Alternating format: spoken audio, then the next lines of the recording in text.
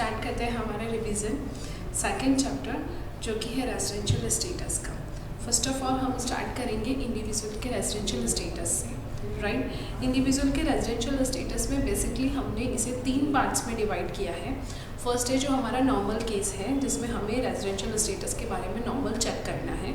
कुछ एक्सेप्शंस मैंने आपको बताए थे क्लास के टाइम पर, वो एक्सेप्शंस हम कवर करेंगे और साथ ही साथ हम कवर करेंगे डीम्ड रेसिडेंट, राइट।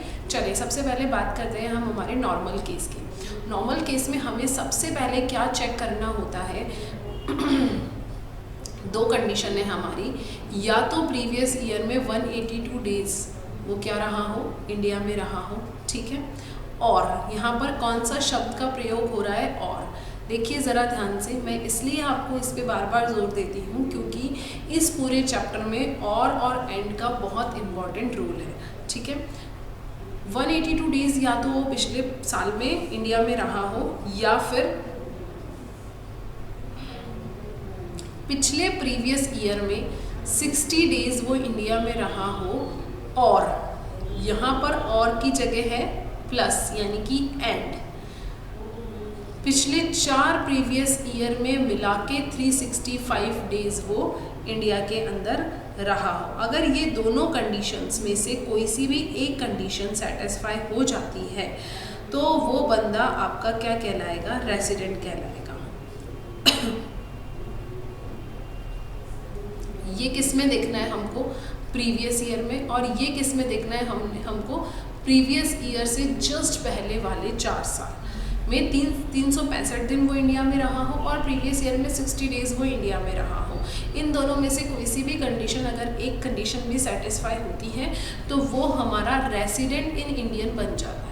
अब ये रेसिडेंट बनने के बाद भी देखिए ज़रा, हम जो चेक करते हैं वो 2 चीज़ें चेक करते हैं। सबसे पहले वो रेसिडेंट है या नहीं। अगर वो रेसिडेंट नहीं है तो वो क्या बन जाता है, नॉन रेसिडेंट इंडियन बन जाता है। अगर वो रेसिडेंट है तो फिर हमें चेक करना है कि क्या वो ऑर्डिनरी रेसिडेंट है। अगर वो ऑर्डिनरी रेसिडेंट नहीं बनता है तो वो बन जाता है नॉट ऑर्डिनरी रेसिडेंट, राइट। तो अभी हमने रेसिडेंट की चेकलिस्ट हमारी है कि 182 डेज या तो प्रीवियस ईयर में रहे, या फिर और शब्द का प्रयोग किया जा रहा है यहाँ पर, या फिर वो 60 डेज तो रहे प्रीवियस ईयर में और 365 डेज रहे उससे पहले के 4 प्रीवियस ईयर्स में। ये दोनों में से कोई सी भी एनी वन की बात हो रही है क्योंकि और लगा हुआ है। कोई सी भी एक शर्त अगर पूरी हो जाती है तो वो बंदा बन जाता है आपका रेसिडेंट इंडियन। अगर शर्त पूरी नहीं होती है तो वो यहीं से बाहर होके क्या बन जाएगा, नॉन रेसिडेंट, राइट। चलिए अब रेसिडेंट बनने के बाद हमें चेक करना है कि वो ऑर्डिनरी रेसिडेंट है या फिर नॉट ऑर्डिनरी रेसिडेंट है। उसके लिए हमें कंडीशन ये देखनी है कि पिछले 10 प्रीवियस ईयर से ठीक पहले के 10 प्रीवियस ईयर्स में से किन्हीं 2 प्रीवियस ईयर्स में वो रेसिडेंट इंडियन रहा हो। आई क्या बात समझ में। जिस प्रीवियस ईयर के लिए हम चेक कर रहे हैं कि वो रेसिडेंट है या नहीं, उस प्रीवियस ईयर से जस्ट पहले के 10 प्रीवियस ईयर्स में से किन्हीं 2 ईयर्स में वो रेसिडेंट इंडियन रहा हो। एंड यहाँ जो शर्त है वो ऑप्शनल नहीं है, यहाँ शर्त है साथ में, मतलब एंड का यूज़ हो रहा है, मतलब कि दोनों शर्तें साथ में होनी चाहिए। और पिछले 7 सालों में से 730 दिन वो इंडिया के अंदर रहा हो कम से कम, तो उसे क्या माना जाएगा, resident and ordinary resident, right. यहाँ पर एंड वर्ड का यूज़ हो रहा है, ध्यान से मैं बार बार बोल रही हूँ। यहाँ पर और था तो दोनों में से एक कंडीशन सेटिस्फाई होनी ज़रूरी थी, यहाँ पर एंड है तो दोनों कंडीशन सेटिस्फाई होनी ज़रूरी है। 2 कंडीशंस क्या है, 10 में से 2 साल वो रेसिडेंट रहा हो और 7 साल में 730 दिन उसने इंडिया के अंदर रहा हो, तो वो क्या बन जाएगा, रेसिडेंट बन जाएगा। अगर इनमें से कोई सी भी एक शर्त एनी वन सेटिस्फाई नहीं होती है, कोई सी भी एक सेटिस्फाई नहीं होती है तो बंदा क्या बन जाएगा, not ordinary resident, right. Resident but not ordinary resident, right. चलिए ज़रा अब मैं एक बार एक्सेप्शंस को एक बार के लिए साइड करती हूँ। हम चलते हैं डीम्ड रेसिडेंट के पास में, जो कि हमारा नई नवीली दुल्हन है, नया कॉन्सेप्ट है, ठीक है। ये आपसे क्या कहता है कि एक बंदे को हम रेसिडेंट मान लेंगे है या नहीं आई डोंट नो, बट मान लेंगे। कब मान लेंगे? अगर वो इंडियन सिटीजन हो, ठीक है, इंडियन सिटीजन हो। एंड देखिए यहाँ पर मैंने बोल्ड किया हुआ है अगेन कि एंड और नहीं है, इंडियन सिटीजन हो, उसकी जो टीआई है, TI means here TI means total income, उसकी जो टोटल इनकम है वो 15 लाख से ज़्यादा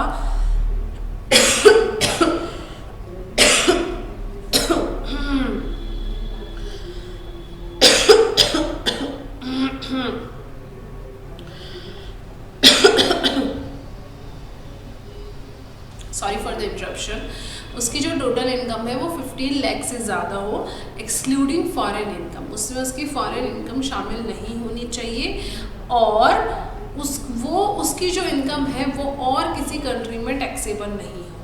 ये तीनों शर्तें अगर सेटिस्फाई होती है तो उसको हम रेसिडेंट मान लेंगे। लेकिन कौन सा रेसिडेंट मानेंगे? Resident but not ordinary resident, right. आगे बात समझ में? चलिए, ये तो हमारा हो गया डीम्ड रेसिडेंट का कॉन्सेप्ट। डीम्ड रेसिडेंट कब एप्लीकेबल है? जब इंडियन सिटीजन है, जो इनकम है 15 लाख को क्रॉस करती है, उसमें फॉरेन इनकम को शामिल नहीं करना है, और जो इनकम है वो किसी और कंट्री में टैक्सेबल नहीं है, तो उसे हम क्या मानेंगे? Resident but not ordinary resident. ये हमारा न्यू कॉन्सेप्ट है डीम्ड रेसिडेंट का। अब बात करके चलते हैं हमारे एक्सेप्शंस की। एक्सेप्शंस हमारे 3 हैं, जो कि ये कहते हैं कि जो रेसिडेंट और डीम्ड रेसिडेंट का कॉन्सेप्ट है, उसके अलावा जाके भी हम किसी को रेसिडेंट डिक्लेयर कर सकते हैं। कैसे कर सकते हैं साहब? Going outside India for employment.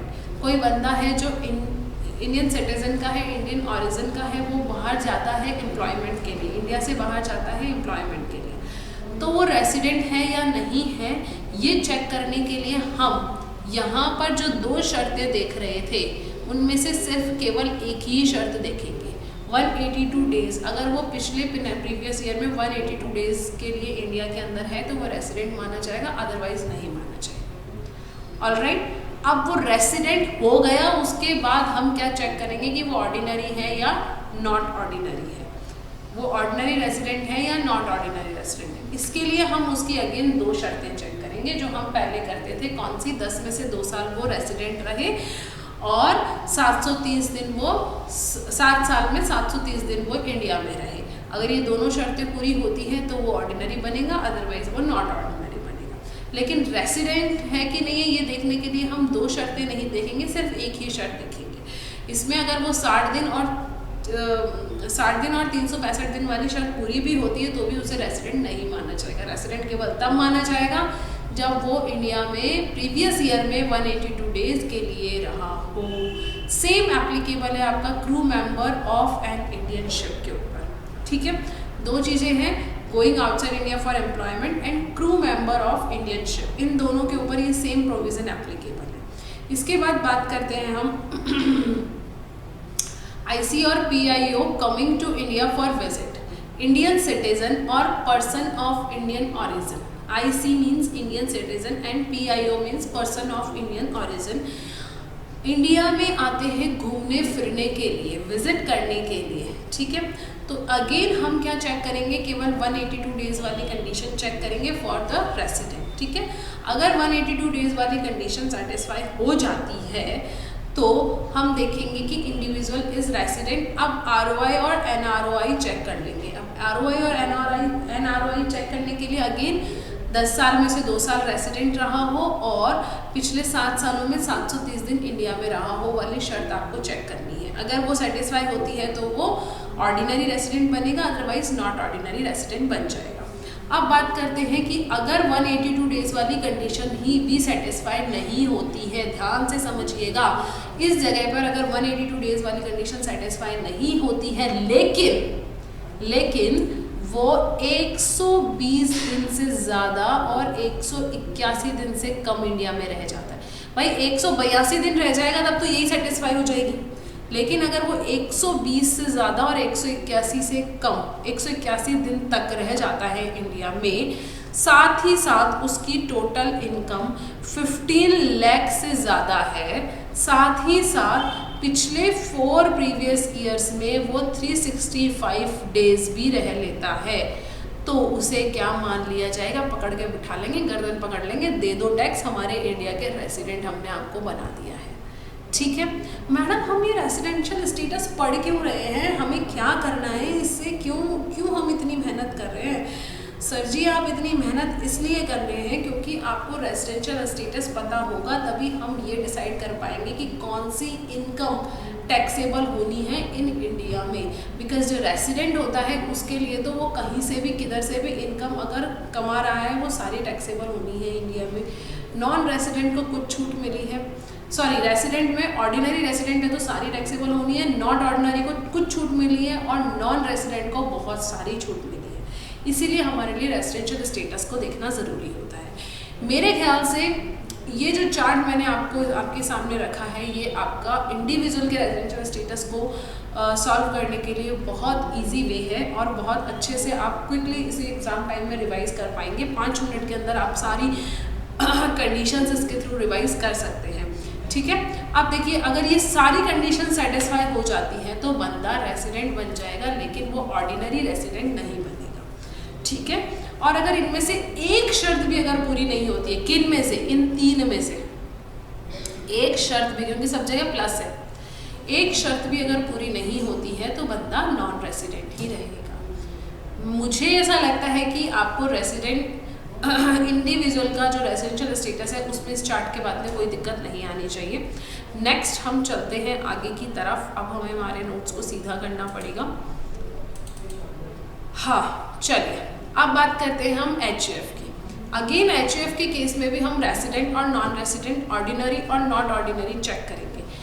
HUF के केस में मोस्टली क्या देखा जाता है कि जो HUF का कंट्रोल है और जो मैनेजमेंट है वो कहाँ पर है। अगर HUF का कंट्रोल और मैनेजमेंट होली और पार्शली इन इंडिया है तो उस सिचुएशन में if HUF is resident then the status of the karta would determine whether the HUF is resident but ordinary resident or resident but not ordinary resident।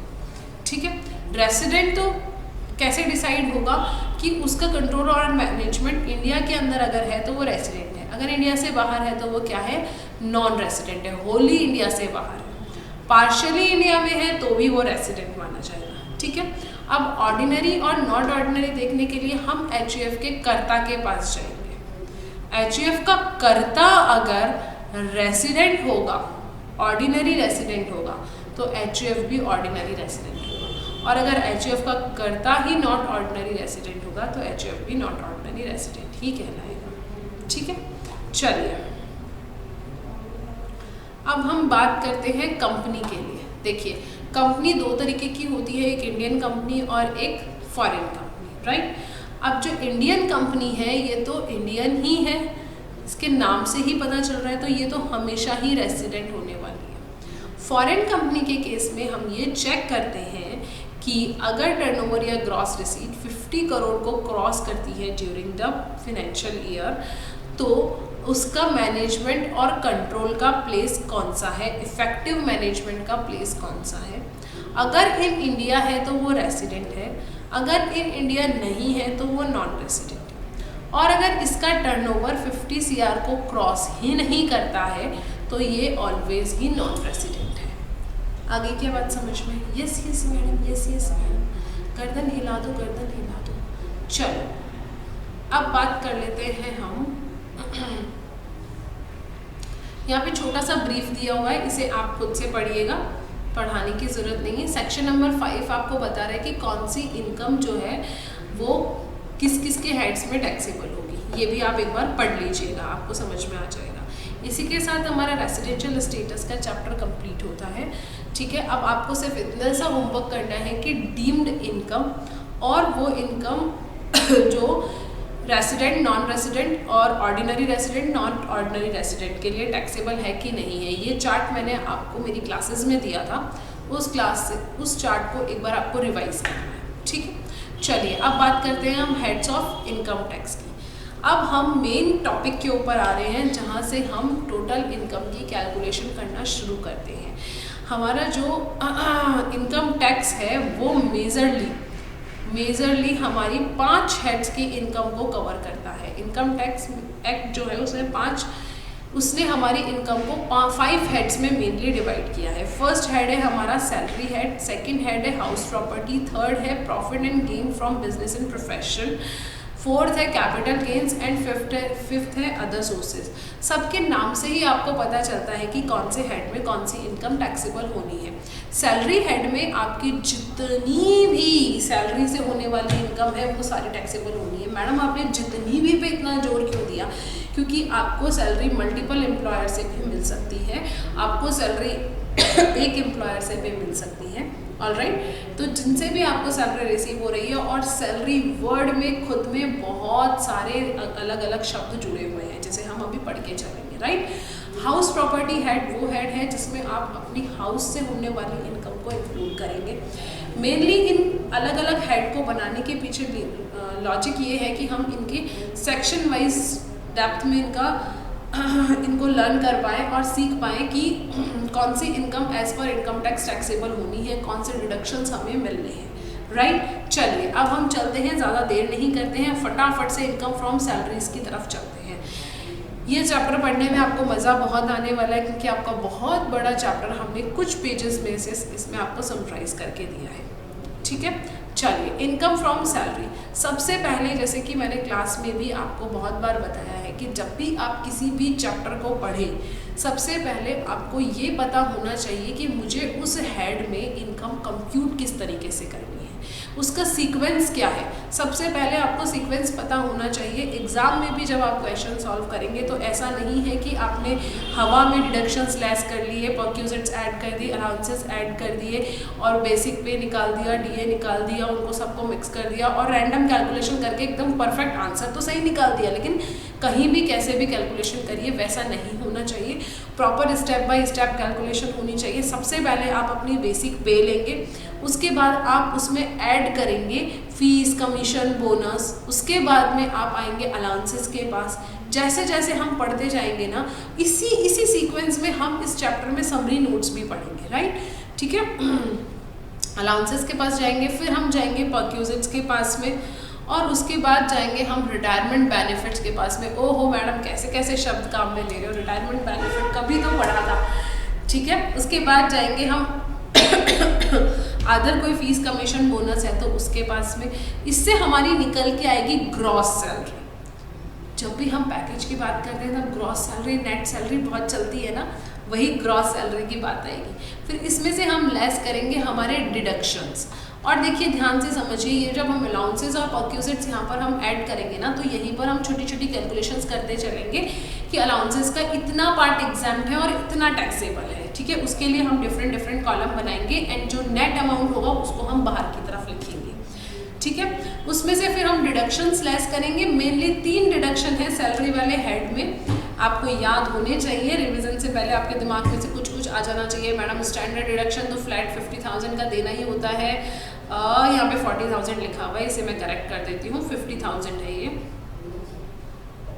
Flat 50,000 का होता ही है, entertainment allowance होता ही है madam, और एक professional tax का कुछ deduction होता है। राइट, इसके बाद आपकी निकल के आएगी नेट सैलरी। जो नेट सैलरी निकल के आएगी वही आपकी नेट टैक्सेबल सैलरी होगी under the salary head. Okay, चलिए ज़्यादा देरी नहीं करते हैं और फटाफट से आ जाते हैं।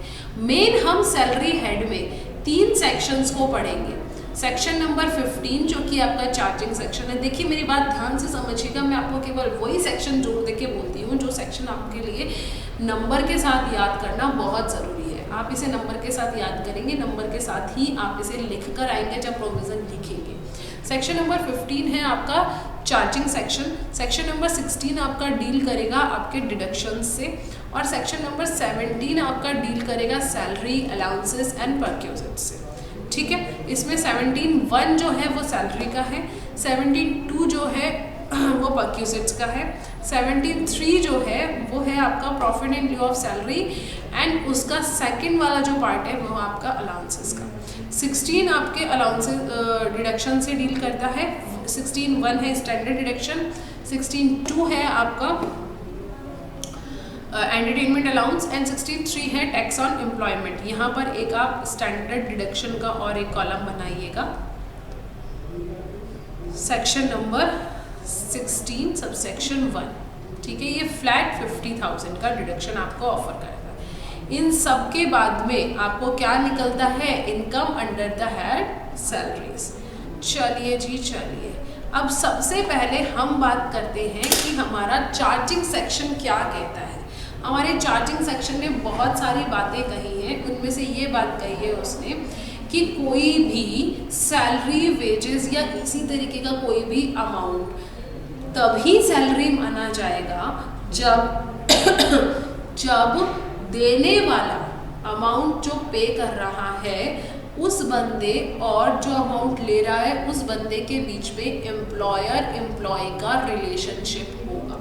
अगर ये रिलेशनशिप एग्जिस्ट करता है तभी आप उस अमाउंट को सैलरी का नाम दे सकते हैं, अदरवाइज नहीं दे सकते हैं, ठीक है। दो बातों का ध्यान रखना जरूरी है कि सैलरी पे हो गई है या फिर ड्यू हो गई है, एम्प्लॉयर एम्प्लॉय का रिलेशनशिप एग्जिस्ट करता है या नहीं। अगर करता है एग्जिस्ट और सैलरी पेड या ड्यू हो गई है तो वो उस ईयर में सैलरी हेड में चार्जेबल होगी, अदरवाइज नहीं होगी। जिस ईयर में सैलरी पे हुई है या फिर ड्यू हुई है उस ईयर में टैक्सेबल होगी, ठीक है। चलिए अब बात करते हैं हम एडवांस सैलरी। अब मुझे बताइए क्या एडवांस सैलरी आपकी टैक्सेबल होगी? बिल्कुल होगी, क्योंकि ये पे हो गई है, ड्यू नहीं हुई है लेकिन पे हो गई है। तो जिस फाइनेंशियल ईयर में आपने एडवांस सैलरी रिसीव करी है वो उसी फाइनेंशियल ईयर में, उसी प्रीवियस ईयर में टैक्सेबल होगी, वेदर इट इज ड्यू और नॉट, ठीक है। अरियर ऑफ सैलरी, अब देखिए अरियर ऑफ सैलरी का क्या मतलब है कि अनपेड सैलरी है, तो वो ड्यू तो हो चुकी है लेकिन उसका पेमेंट नहीं हुआ है। मैंने आपसे क्या कहा, पेमेंट और ड्यू जो भी हो जाए वो टैक्सेबल, तो ये ड्यू हो गई है इसलिए ये भी उसी फाइनेंशियल ईयर में टैक्सेबल होगी जिस फाइनेंशियल ईयर में ड्यू हो गई है, लेकिन फिर ये उस फाइनेंशियल ईयर में टैक्सेबल नहीं होगी जब इसका पेमेंट मिलेगा, एक ही बार टैक्सेबल होगी, ठीक है। तो सैलरी में आपके एडवांस सैलरी और अरियर ऑफ सैलरी को भी इंक्लूड करेंगे। चलिए कुछ पॉइंट्स जो मैंने अभी आपको ऊपर डिस्कस किए वो यहाँ पे डिस्क्राइब करके लिखे हुए हैं, देखिए। Salary income is chargeable to tax on due basis और receipt basis, right. Due basis का एग्जाम्पल है arrear of salary and receipt basis का एग्जाम्पल है advance of salary. Advance of salary और अरियर ऑफ सैलरी दोनों को ही हम उसी फाइनेंशियल ईयर में टैक्सेबल करेंगे जिस फाइनेंशियल ईयर में वो या तो ड्यू हो जा रही है या वो पे हो जा रही है, ठीक है। ड्यू और रिसीट दोनों में से जो भी पहले हो जाएगा उसी को हम टैक्सेबल कर देंगे, उसी ईयर में उसे टैक्सेबल कर देंगे। Existence of relationship of employer employee is must between payer and payee, मैंने यही समझाया आपको। Income from salary taxable during the year shall consist the following. Salary due, या तो सैलरी ड्यू हुई हो या सैलरी पे की गई हो या अरियर ऑफ सैलरी हो, ठीक है। एक्सेप्शंस देखिए जरा, इसे ध्यान से देखिए। रेम्यूनरेशन, बोनस और commission received by salary to partners from the firm is not taxable under the head salaries, rather it would be taxable under the head PGBP, ठीक है। ये हम ऑलरेडी भी डिस्कस कर चुके हैं, लेकिन मैंने खतरे वाले पॉइंट्स यहाँ पर आपको दे दिए हैं जिनके ऊपर आपको ऐसा निशान लगा के रख लेना है और कंफ्यूज बिल्कुल नहीं होना है जब आप एग्जाम के क्वेश्चन सॉल्व करेंगे, ठीक है। चलिए देखिए यहाँ पे एक नोट और मैंने मेंशन किया हुआ है। अगर कोई डायरेक्टर ड्यूल कैपेसिटी में काम कर रहा है, वो सैलरी, वो रेम्यूनरेशन रिसीव कर रहा है, देखिए यहाँ पर हमने ये जो पढ़ा है वो पढ़ा है पार्टनर्स के लिए। अब मैं बात कर रही हूँ डायरेक्टर्स की। पार्टनर्स होते हैं पार्टनरशिप फर्म में, डायरेक्टर्स होते हैं इन अ कंपनी, राइट। डायरेक्टर अगर ड्यूल कैपेसिटी में काम कर रहा है, ड्यूल कैपेसिटी क्या है साहब, वो रेम्यूनरेशन रिसीव कर रहा है, तो वो आपका सैलरी हेड में जाएगा, क्योंकि डायरेक्टर्स और कंपनी के बीच में एम्प्लॉयर एम्प्लॉय का ही रिलेशनशिप होता है। कभी भी डायरेक्टर्स कंपनी के मालिक नहीं होते हैं। कंपनी के मालिक कौन होते हैं? शेयर होल्डर्स होते हैं, या आपने कंपनीज एक्ट में पढ़ा होगा, ठीक है। अगर वो मीटिंग अटेंड करने की फीस ले रहे हैं तो वो उनकी इनकम फ्रॉम अदर सोर्सेज में जाएगा। ऑफिशियल लिक्विडेटर है, वो उसकी जो सैलरी है वो सैलरी हेड में जाएगी। Member of parliament other sources income from tips. अब देखिए टिप दी जा रही है वेटर को, तो ऑब्वियसली वो उसकी सैलरी का पार्ट नहीं है, और जो बंदा टिप दे रहा है उसके और उसके बीच में एम्प्लॉयर एम्प्लॉय का रिलेशनशिप नहीं है, इसीलिए वो tip income from other sources का पार्ट होगी, सैलरी का नहीं। सैलरी रिसीव बाय जजेस, ये जो सैलरी रिसीव कर रहे हैं तो वो सैलरी में ही जाएगा। ठीक है, ये भी आपका एक खतरे वाला पॉइंट है जिसे आपको एग्जाम टाइम में अच्छे से रिवाइज करके जाना है। चलिए जी चलिए, अब हम बात करते हैं ग्रेडिंग सिस्टम की।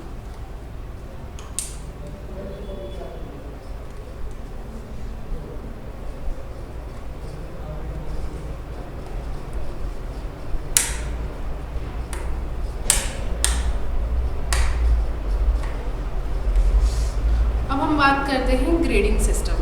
आपने बहुत बार सुना होगा, हमने पढ़ा भी है इसे, कि कई बार क्या होता है ना, आपका जो आपकी सैलरी डिसाइड होती है वो ऐसे डिसाइड होती है कि आपको एक पे स्केल दी जाती है। पे स्केल में क्या होता है कि आपकी आज सैलरी है 30,000, ये 3,000 रुपये बढ़ेगी जब तक कि ये नहीं हो जाती है 39,000। उसके बाद ये 5,000 बढ़ेगी जब तक कि ये नहीं हो जाती है 69,000। ठीक है, अब देखिए, आप जब भी ग्रेड सिस्टम की बात करते हैं तब ये जो अमाउंट इंक्रीज़ होता है वो हर साल इंक्रीज़ होता है, एनुअली इंक्रीज़ होता है। तो मेरी बात ध्यान से समझिए, ये खतरे का पॉइंट है। अगेन रिवीजन के साथ साथ हम खतरे भी बढ़ते जा रहे हैं कि जब भी क्वेश्चन में ग्रेड सिस्टम का क्वेश्चन आए तब आपको ये ध्यान रखना है कि in every 12 month you have to change your grade scale. ठीक है, जैसे कि मान लीजिए यहाँ हम शुरुआत कर रहे हैं प्रीवियस ईयर 17-18 से, तो 17-18 में सैलरी कितनी होगी 30,000, 18-19 में सैलरी कितनी हो जाएगी 33,000, 19-20 में सैलरी कितनी हो जाएगी 36,000। कब तक जाना है मुझे 3,000 बढ़ा के? जब तक मैं 39,000 तक नहीं पहुँचा। जैसे ही मैं 39,000 पे पहुँची उसके बाद मुझे कितना बढ़ाना है, 5,000 बढ़ाना है, 44,000। जैसे ही मैं 69,000 पे पहुँचूँगी मुझे फिर रोक देना है। तो इसी तरीके से मुझे मेरे फाइनेंशियल ईयर तक आना है।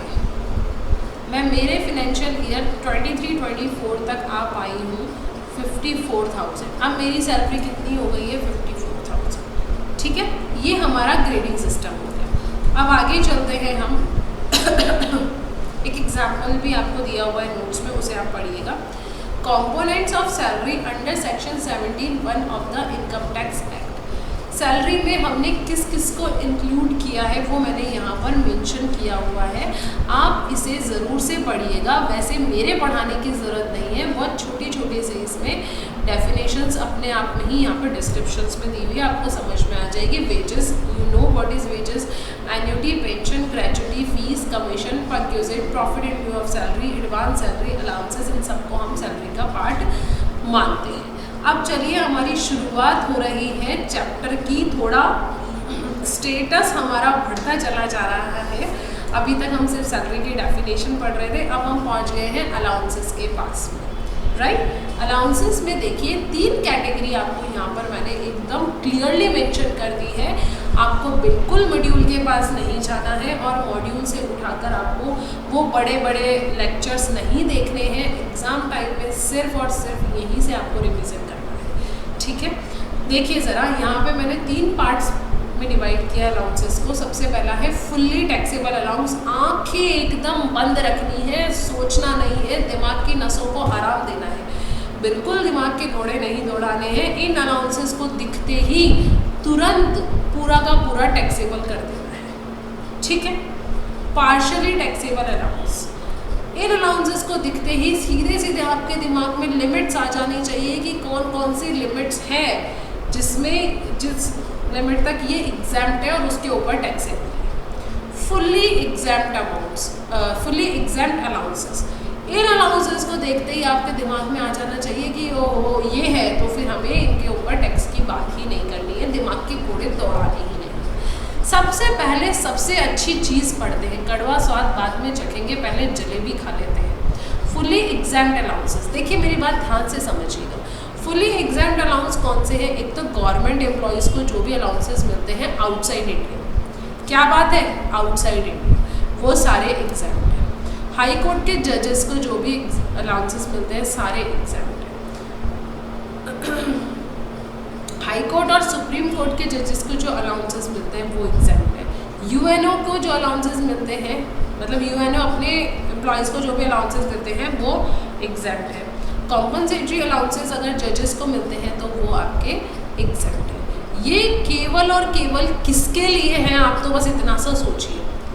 Government employ outside India, high court जजेस, सुप्रीम कोर्ट जजेस, यूएनओ, ओके, इनको मिलने वाले अलाउंसेस आपके एग्जाम्ड हैं। उसके बाद हम चलते हैं फुल्ली टैक्सेबल अलाउंसेस के पास। पार्शियली टैक्सेबल अलाउंसेस के बारे में हम रुक के पढ़ेंगे क्योंकि थोड़ी मुश्किल है, दिमाग चलाना पड़ेगा, घोड़े दौड़ाने पड़ेंगे। एंटरटेनमेंट अलाउंस, यहाँ पर एक खतरा है। खतरा क्या है कि ये एंटरटेनमेंट अलाउंस का हमें डिडक्शन मिलता है, ठीक है, तो ये हमें टैक्सेबल तो करना है, ऊपर तो हम इसे फुल्ली टैक्सेबल करेंगे, लेकिन इसका नीचे आके डिडक्शन क्लेम करेंगे। लेकिन डिडक्शन भी कब क्लेम करेंगे? जब डिडक्शन की शर्तें पूरी होंगी। तो एक तरीके से ऐसा मत सोचना कि मैडम एंटरटेनमेंट अलाउंस तो डिडक्शन मिलता है, फिर इसे फुल्ली टैक्सेबल क्यों किया? इसलिए किया क्योंकि आपको एक बार तो इसे फुल्ली टैक्सेबल करना है। जब आपके डिडक्शन की शर्तें पूरी आप कर पाएँ, अगर जो भी डिडक्शन की शर्तें हम पढ़ेंगे तो हम इसे नीचे डिडक्शन वाली जगह पर लेस करेंगे, पर एक बार अलाउंसेस वाली जगह पे तो इसे फुल्ली टैक्सेबल करना है, ठीक है। डियरनेस अलाउंस हमेशा फुल्ली टैक्सेबल होता है। Over time allowance fully taxable होता है। मेडिकल अलाउंस, परक्यूजिटेड अलाउंस में डिफरेंस है। मेडिकल अलाउंस अगर आपको एक्चुअल मेडिकल एक्सपेंसेस के लिए भी दिया गया है तो भी फुल्ली टैक्सेबल है। सिटी कॉम्पनसेटरी अलाउंस टैक्सेबल है केवल कुछ सिटीज़ में ये एग्जैक्ट है, ठीक है, और वो भी कुछ लिमिट तक। उसके लिए एक बड़ा सा चार्ट हमने क्लास में डिस्कस किया था, वो आपको पढ़ना पड़ेगा। Interim allowances, servant allowance, project allowance, tiffin, lunch, dinner allowance. But if perquisite exempt up to 50 meal, ये हम परक्यूजिट वाले सेक्शन में पढ़ेंगे मैडम, यहाँ डिस्टर्ब मत करो, ठीक है। Any other cash allowance, warden allowance, non practising allowance, family allowance, deputation allowance, सारे के सारे आपके क्या हैं? Fully taxable allowance. अब हम आ जाते हैं पार्शियली टैक्सेबल अलाउंसेस के पास। छोटी सी गणित है, फटाफट से समझेंगे। एक सेकेंड, पार्शियली के पास जाने से पहले हम हमारी सासू माँ के पास चले जाते हैं। तो वो मैडम कैसी बात करते हो आप? सासू माँ का मतलब है सेक्शन नंबर 115 BAC। जैसे सासू माँ बार बार रोक टोक करती है ना चीज़ों पे, वैसे ही ये भी हमारे कुछ चीज़ों पे बार बार रुको ज़रा वाली रोक टोक करती रहती है। 115 BAC क्या है? न्यू टैक्स रिजाइन, जो कि आपसे क्या कहता है कि आपको हमने स्लैब रेट तो अच्छी दी है, 3 लाख, 7 लाख, 9 लाख, ये लाख, वो लाख, ठीक है, लेकिन हमने आपके कुछ डिडक्शंस भी कम किए हैं, कुछ एग्जाम्पशंस भी कम की है, ठीक है। If assessee opted concessional tax slab under section 115 BAC of income tax act, then assessee is not eligible to claim exemption from any allowances except travelling allowance, daily allowance, conveyance allowance, transport allowance। अभी मैं जो ये partially taxable allowance पढ़ूंगी ना, ये वाला note इनके ऊपर applicable होता है। ये जो फुल्ली टैक्सेबल है ये तो दोनों ही स्कीम्स के अंदर फुल्ली टैक्सेबल है, क्योंकि जो ओल्ड में टैक्सेबल है वो तो न्यू में एग्जाम्प्ट हो ही नहीं सकता, लेकिन जो ओल्ड में एग्जाम्प्ट है उनमें भी वो भी न्यू में एग्जाम्प्ट नहीं है, इन 4 को छोड़कर। मतलब आगे जो हम पढ़ेंगे उसमें से ये 4 ही न्यू वाली स्कीम में काम आने वाले हैं, बाकी नहीं आने वाले हैं। मैडम HRA नहीं है, HRA का कोई डिडक्शन नहीं मिलता है न्यू वाली स्कीम में, ठीक है, किस किस का मिलेगा ध्यान से देखिए, travelling allowance, daily allowance, convince allowance, transport allowance. मैंने इसको आगे भी रेड में हाईलाइट किया है, जो भी रेड में हाईलाइट किया है वो 115 BAC के लिए है, ठीक है। सासू माँ का गुस्सा। चलिए पार्शियली टैक्सेबल अलाउंसेस की तरफ चल रहे हैं हम। 115 BAC अलाउड नहीं है, कुछ को अलाउड है। अभी फ़िलहाल हाउस रेंट अलाउंस की हम बात करते हैं।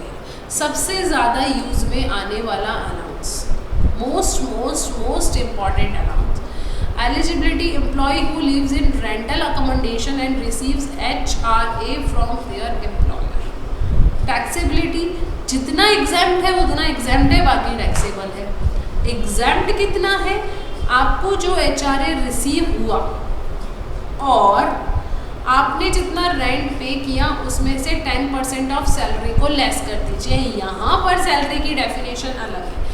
आपकी ये जो सैलरी की डेफिनेशन है ना सर जी, ये भी पूरे चैप्टर में अलग अलग जगह पे अलग अलग तरीके से दी गई है, तो आपको वो भी ध्यान में रखना है। हालांकि मैंने चैप्टर के नोट्स के एट लास्ट मैंने आपको एक डेंजर जोन बना के दिया है, वहाँ पर मैंने आपसे सैलरी की अलग अलग डेफिनेशंस अलग अलग जगह पर जो यूज़ की गई है उसे वहाँ पर हमने समराइज़ किया हुआ है। लेकिन फिर भी आपको ध्यान रखना है, खतरे का निशान बना के चलना है। HRA के लिए सैलरी की डेफिनेशन में सैलरी का बेसिक पे और DA, सिर्फ इन दो चीज़ों को ही इंक्लूड किया गया है। ऑलराइट, अब rent paid minus 10% of salary, उसमें बेसिक और DA। 50% ऑफ सैलरी अगर मेट्रो सिटीज़ है, तो मेट्रो सिटीज़ कौन कौन सी हैं, दिल्ली, मुंबई, कोलकाता एंड चेन्नई। और अगर मेट्रो सिटीज़ नहीं है तो 40%, ठीक है। इन तीनों में से जो भी हायर, अरे मैडम कैसी बात करती, टैक्स में कभी हायर मिलती है क्या एग्जाम्पशन, इन तीनों में से जो भी लोअर है उसकी आपको क्या मिल जाएगी, एग्जेम्पशन, और बाकी पार्ट आपका क्या हो जाएगा, taxable in the case of HRA। Madam ऐसे बिना क्वेश्चन के समझ में नहीं आता, कोई बात नहीं, आज हम इसका पूरा सैलरी का थ्योरेटिकल चैप्टर पढ़ेंगे, कल हम इसका एक ही ऐसा क्वेश्चन करेंगे जिससे हमारा पूरा चैप्टर रिवाइज हो जाए और हम प्रैक्टिकल क्वेश्चन की प्रैक्टिस भी करें, ठीक है। चलिए सैलरी के क्या क्या कंपोनेंट्स हैं, ऊपर मैं बता चुकी हूँ, बेसिक पे और DA हमेशा वही लेना है जो कि रिटायरमेंट बेनिफिट्स के लिए है। अगर नहीं है रिटायरमेंट बेनिफिट्स वाला तो नहीं लेना है। क्वेश्चन में मेंशन नहीं किया हुआ है तो आप अजम्पशन लिख कर आइए कि हमने इसे रिटायरमेंट बेनिफिट के लिए माना है, ठीक है। कंडीशन क्या क्या है HRA की एग्जाम्पशन लेने के लिए, कि आपने लैंडलॉर्ड को रेंट दिया हो, ऐसा नहीं कि खुद के घर में रह रहे हो और कह रहे हो अब हमें तो HRA की एग्जाम्पशन चाहिए। रेंट की रिसीट्स लगेगी इनकम टैक्स रिटर्न्स के साथ। The employee must live in rented accommodation, okay. Documents देखिए क्या क्या चाहिए, rent receipts, lease agreement, PAN of the landlord if rent exceed 1 lakh rupees. थोड़ा सा थियोरेटिकल पार्ट है, 2-3 पॉइंट्स आप पढ़िएगा, ज़्यादा कुछ है नहीं समझाने का। नेक्स्ट देखिए, HRA तो एक बड़ा हमारा अलाउंस था जो कि टैक्स पार्शियली टैक्सेबल है, उसके अलावा कुछ छोटे छोटे अलाउंसेस हैं जो कि पार्शियली टैक्सेबल है। इनमें से जो रेड कलर में है उनके ऊपर सासू माँ की मेहरबानी है और बाकियों के ऊपर नहीं है। मतलब कि जो रेड कलर के हैं उनका एग्जाम्पशन 115 BAC मतलब न्यू टैक्स रिजाइम में भी मिलने वाली है। जो रेड कलर में नहीं है उनकी एग्जाम्पशन सिर्फ और सिर्फ ओल्ड टैक्स रिजाइम में ही मिलेगी। डेली अलाउंसेस कब मिलता है, to meet the ordinary daily charges incurred by an employee on account of absence from his normal place of duty. ये जो अलाउंसेस है ना, ये यहाँ पर जो भी मैंने 1st, 2nd, 3rd, 4th, 5th, 6th and 7th, ये जो 7 अलाउंसेस आपको यहाँ पर मैंने मेंशन किए हुए हैं, ये अलाउंसेस आपको केवल तब मिलेंगे जब आपने वास्तव में इनके लिए खर्चा किया, राइट। अगर आपने डेली की डे टू डेली चार्जेस पे किए हैं और उसके लिए आपको डेली अलाउंसेस दिया गया है तो वो फुल्ली एग्जैम्प्ट है इन ओल्ड टैक्स रिजाइम, लेकिन न्यू टैक्स रिजाइम में ये एग्जैम्प्ट नहीं है। यूनिफॉर्म अलाउंस, अगर आपको आपके वहाँ पे कंपलसरी है यूनिफॉर्म पहनना और उस यूनिफॉर्म को बनवाने के लिए अलाउंस दिया है, आपने उस पैसे का यूज़ यूनिफॉर्म बनवाने के लिए एक्चुअली किया है, तो आपको दोनों टैक्सेस में उसकी एग्जाम्पशन है। हेल्पर अलाउंस, लेकिन सर्वेंट अलाउंस आपका टैक्सेबल नहीं है। हेल्पर फॉर ऑफिशियल ड्यूटीज आपके लिए एग्जाम्प्ट है in both schemes. Research allowance research को एनकरेज करने के लिए दिया गया है, दोनों स्कीम्स में एग्जाम्प्ट है। कन्वेंस अलाउंस, आप ऑफिस की ड्यूटीज़ परफॉर्म कर रहे हैं, मतलब मान लीजिए मैंने मेरे एम्प्लॉयर को ऑफिस से किसी काम से VKI जयपुर से मैंने उसे जगतपुरा भेजा है। अब पेट्रोल तो लगने वाला है, पेट्रोल लगेगा तो उसकी जेब से तो वो देगा नहीं, तो खर्चा कौन उसको रियम्बर्स करेगा? मैं। तो जो मैं उसको कन्वेंस अलाउंस दे रही हूँ उसकी ऑफिशियल ड्यूटीज़ को परफॉर्म करने के लिए, वो वाला अलाउंस आपका एग्जाम्प्ट है, केवल ओल्ड टैक्स एग्जाम में, न्यू में नहीं है। ठीक है। ट्रैवलिंग अलाउंस, आप एक सिटी से दूसरी सिटी में ट्रैवल करते हैं ऑफिशियल टूर के लिए, तो वो भी आपका न्यू वाली में नहीं है, ओल्ड वाली में एग्जाम्प्ट है। ट्रांसफ़र अलाउंस, अगर आपका ट्रांसफ़र हो जाता है एक सिटी से दूसरी सिटी में, तो आपको ट्रांसफ़र के लिए जो पैकिंग करनी होती है, शिफ्टिंग करनी होती है, उसके लिए आपको अगर कोई अलाउंस दिया जाता है तो वो आपकी बोथ टैक्स रिजाइन में एग्जाम्प्ट है। ठीक है, चलें आगे। चलिए मैडम जल्दी चलिए। अब हम बात करते हैं allowances exemption does not depend on actual expenditure. मतलब कि जो पार्शियली टैक्सेबल अलाउंसेस थे, मेनली मैंने उसे 3 कैटेगरी में डिवाइड किया।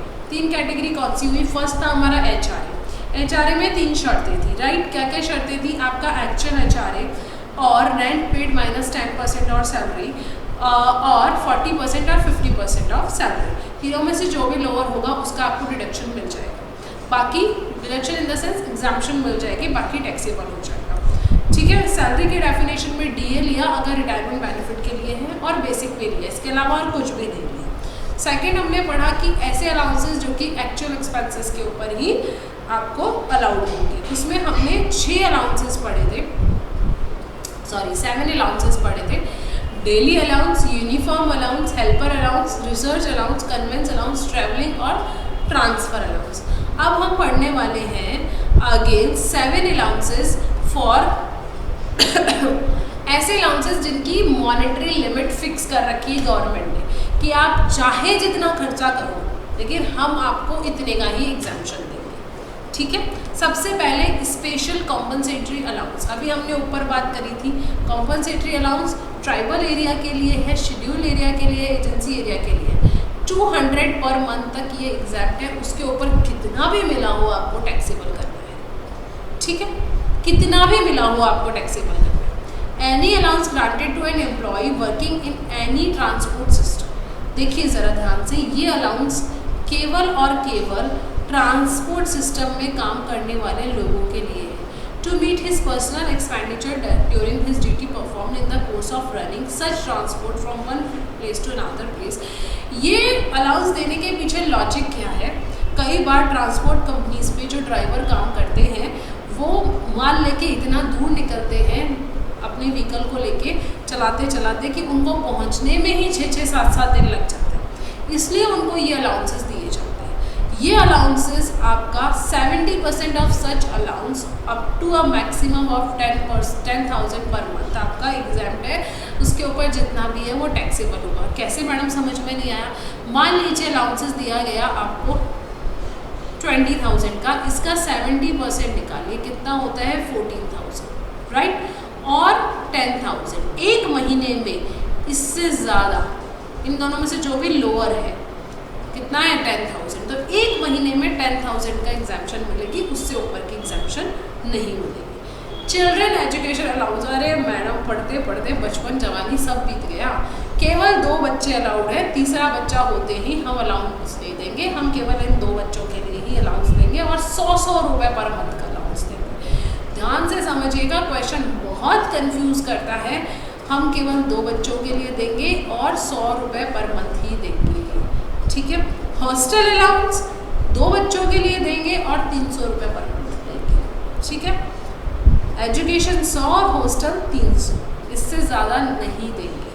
ट्रांसपोर्ट अलाउंस, पहले एक ज़माना था जब ये अलाउंस हमें मिलता था 1600 रुपये पर मंथ, सबको, मुझे, आपको, सबको। अब ये सिर्फ और सिर्फ किसे मिलता है? ध्यान से, ये अगेन खतरे की घंटी है। बार बार मैं आपको खतरों से वाकिफ कराती हूँ। स्माइली फेस नहीं बनाएंगे, इसे डरावना सा बनाएंगे। ये अगेन खतरे की घंटी है। नॉर्मल किसी को ट्रांसपोर्ट अलाउंस मिलता है तो वो एग्जाम्प्ट नहीं है। केवल ब्लाइंड, डीफ, डम और ऑर्थोपेडिकली हैंडीकैप्ड लोगों को अगर मिलता है allowance with disability of lower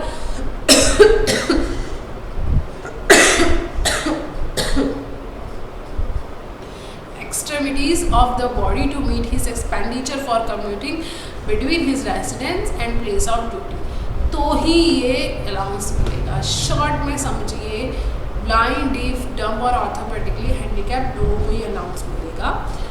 जितना भी अलाउंस मिला हो 3200 पर मंथ तक का एग्जाम्ट है। ये जो हम कॉलम पढ़ रहे हैं वो एग्जाम्ट वाला कॉलम पढ़ रहे हैं, ठीक है।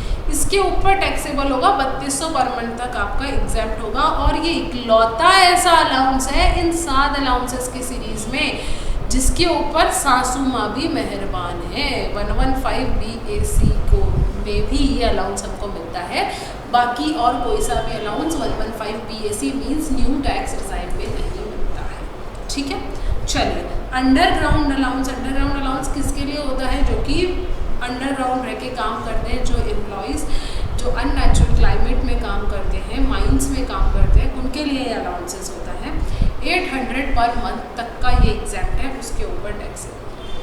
आ गई क्या बात समझ में? हमने 3 कैटेगरी पढ़ी अलाउंसेस की, fully taxable, partially taxable and fully एग्जैम्ट। एग्जैम्ट किस किस के लिए थी?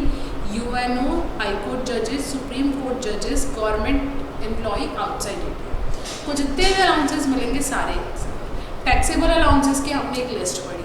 पार्शियली टैक्सेबल को हमने 3 कैटेगरीज में बांटा। HRA, सेकंड हमने बांटा एक्चुअल एक्सपेंडिचर के बेसिस पे 7 अलाउंसेस, थर्ड हमने बांटा एक मॉनिटरी लिमिट जो फिक्स की हुई है 7 अलाउंसेस, राइट। उस सेकंड वाले 7 अलाउंसेस में से 4 अलाउंसेस ऐसे थे जिनको 115 BAC ने एक्सेप्ट किया था।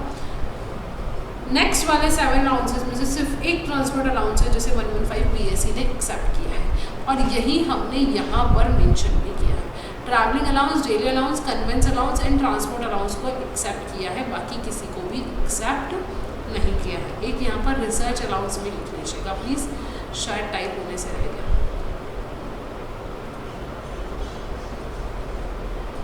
इन्हें 115 BAC ने अप्रूवल दी है, बाकी किसी ने भी नहीं, बाकी किसी को भी नहीं दी, ठीक है। चले आगे। ये देखिए, ये यहाँ पर आपके जो फुल्ली एग्जाम्ड अलाउंसेस हैं उनकी लिस्ट मेंशन है जो हम ऑलरेडी पढ़ चुके हैं, ऑलराइट। चलिए, अब मैं आ जाती हूँ रिटायरमेंट बेनिफिट्स के पास में। देखिए, मेरी बात समझिए, अभी तक हमने जो पोस्ट सैलरी का एक परफॉर्मा पढ़ा था उसमें बेसिक पे पढ़ा था। बेसिक पे में हम किसे इंक्लूड करेंगे? जो पे मिल रहा है ड्यू और रिसीट में से विच एवर इज लोअर के बेसिस पे हम ले लेंगे। अरियर्स भी इंक्लूड हो जाएंगे, एडवांस सैलरी भी इंक्लूड हो जाएगी। उसके बाद डियरनेंस अलाउंस एंड ऑल अलाउंसेस नहीं, उसके बाद फीस कमीशन हम लेंगे, बोनस, ठीक है। उसके बाद अलाउंसेस लेंगे, जो टैक्सेबल होगा उसे टैक्सेबल में डालेंगे, एग्जाम्प्ट के एग्जाम्पशन में लेंगे, ठीक है। फिर आते हैं हम रिटायरमेंट बेनिफिट्स के पास में। रिटायरमेंट बेनिफिट्स हमारे पास में 5 कैटेगरी के हैं। सबसे पहला है ग्रेचुटी, सेकंड है लीव इनकैशमेंट, थर्ड है पेंशन, फोर्थ है VRS voluntary retirement scheme and fifth है अदर्स, कुछ भी रिटायरमेंट बेनिफिट है तो वो, ठीक है। चलिए, सबसे पहले ग्रेचुटी के पास चलते हैं। सेक्शन नंबर 10 एक लिमिट सेट करता है इसकी एग्जेम्पशन की, ठीक है। ग्रेचुटी का कोई भी एक्स अमाउंट है, इसमें से एग्जेम्पशन का अमाउंट लेस करने के बाद जो बचा हुआ अमाउंट होगा वो ही आपका टैक्सेबल होगा। देखिए, हमने बहुत लंबी चौड़ी रामायण पढ़ी थी ग्रेचुटी के ऊपर, लेकिन अभी हम इसे शॉर्ट एंड स्वीट इस चार्ट के थ्रू समझेंगे। आ जाइए, अगर आपको ग्रेचुटी ड्यूरिंग द सर्विस मिल जाती है, रिटायरमेंट बेनिफिट है, ध्यान से समझिएगा, gratuity is a retirement benefit. Retire होने से पहले अगर बेनिफिट मिल गया तो क्या फ़ायदा साहब, समझ रहे मेरी बात? वो रिटायरमेंट बेनिफिट है, बेनिफिट तभी कहलाएगा जब रिटायरमेंट पे मिलेगा। अगर पहले मिल गया तो वो फुल्ली टैक्सेबल है, चाहे किसी को भी मिला हो, गवर्नमेंट को, नॉन गवर्नमेंट को, राइट। अगर आपको रिटायरमेंट के टाइम मिलता है या डेथ के टाइम मिलता है, आप रहे ही नहीं या रिटायर हो गए तब मिलता है, गवर्नमेंट एम्प्लॉयज़ को मिलता है तो फुल्ली एग्जैक्ट। आउटसाइड इंडिया वाली शर्त यहाँ पर होनी ज़रूरी नहीं है, गवर्नमेंट एम्प्लॉय को कहीं भी मिले फुल्ली एग्जैक्ट। फुल्ली टैक्सेबल कब? जब ड्यूरिंग द सर्विस मिले। फुल्ली एग्जैक्ट कब? जब गवर्नमेंट एम्प्लॉयज़ को। नॉन गवर्नमेंट एम्प्लॉयज़ को मिलता है तो हमें एक चीज़ चेक करनी पड़ेगी सबसे पहले कि क्या ग्रेच्युटी एक्ट में कवर होते हैं। अगर ग्रेच्युटी एक्ट में कवर होते हैं तो हमें इन तीनों में से जो भी कम होगा उसकी एग्जैम्पशन मिलेगी। अगर ग्रेच्युटी एक्ट में कवर नहीं होते हैं तो हमें इन तीनों में से जो भी कम होगा उसकी एग्जैम्पशन मिलेगी। अब ध्यान से समझिएगा, दो शर्तें दोनों में सेम है, 20 लाख और ग्रेच्युटी रिसीव्ड। शर्त नंबर 3 में आपके बदलाव है। अगर आप ग्रेच्युटी एक्ट में कवर होते हैं तो आपको करना है 15 डिवाइडेड बाय 26, क्योंकि आपके वहाँ पे 26 ही वर्किंग डेज होते हैं एक मंथ में, multiply by last drawn salary, multiply by number of year of service, number of year of service. ठीक है, यहाँ पर ये जो number of year of service होगा ना, यहाँ पे अगर आपने 6 महीने से ज़्यादा का है काम किया है तो उसे कंप्लीट 1 साल मान के चलेंगे। ठीक है, ये तो हो गया अगर आप provision payment of gratuity act में कवर होते हैं। अगर आप पेमेंट ऑफ ग्रेच्युटी एक्ट में कवर नहीं होते हैं तो आपको करना है half, multiply by last drawn salary, multiply by number of completed year of service. यहाँ पर लेकिन यहाँ आपने क्या किया था, फ्रैक्शन को कंप्लीट ईयर में बदल दिया था, राइट। लेकिन यहाँ पे आपका अगर 7 मंथ भी है ना तो भी उसे इग्नोर करना है, फ्रैक्शंस को इग्नोर करना है। ठीक है, आगे की बात समझो। यस मैडम, ये तो बहुत सिंपल सी बात है। देखिए सर, मैं एक बार आपको फिर से रिवाइज करवा देती हूँ। ग्रेच्युटी में 3 कंडीशंस हैं।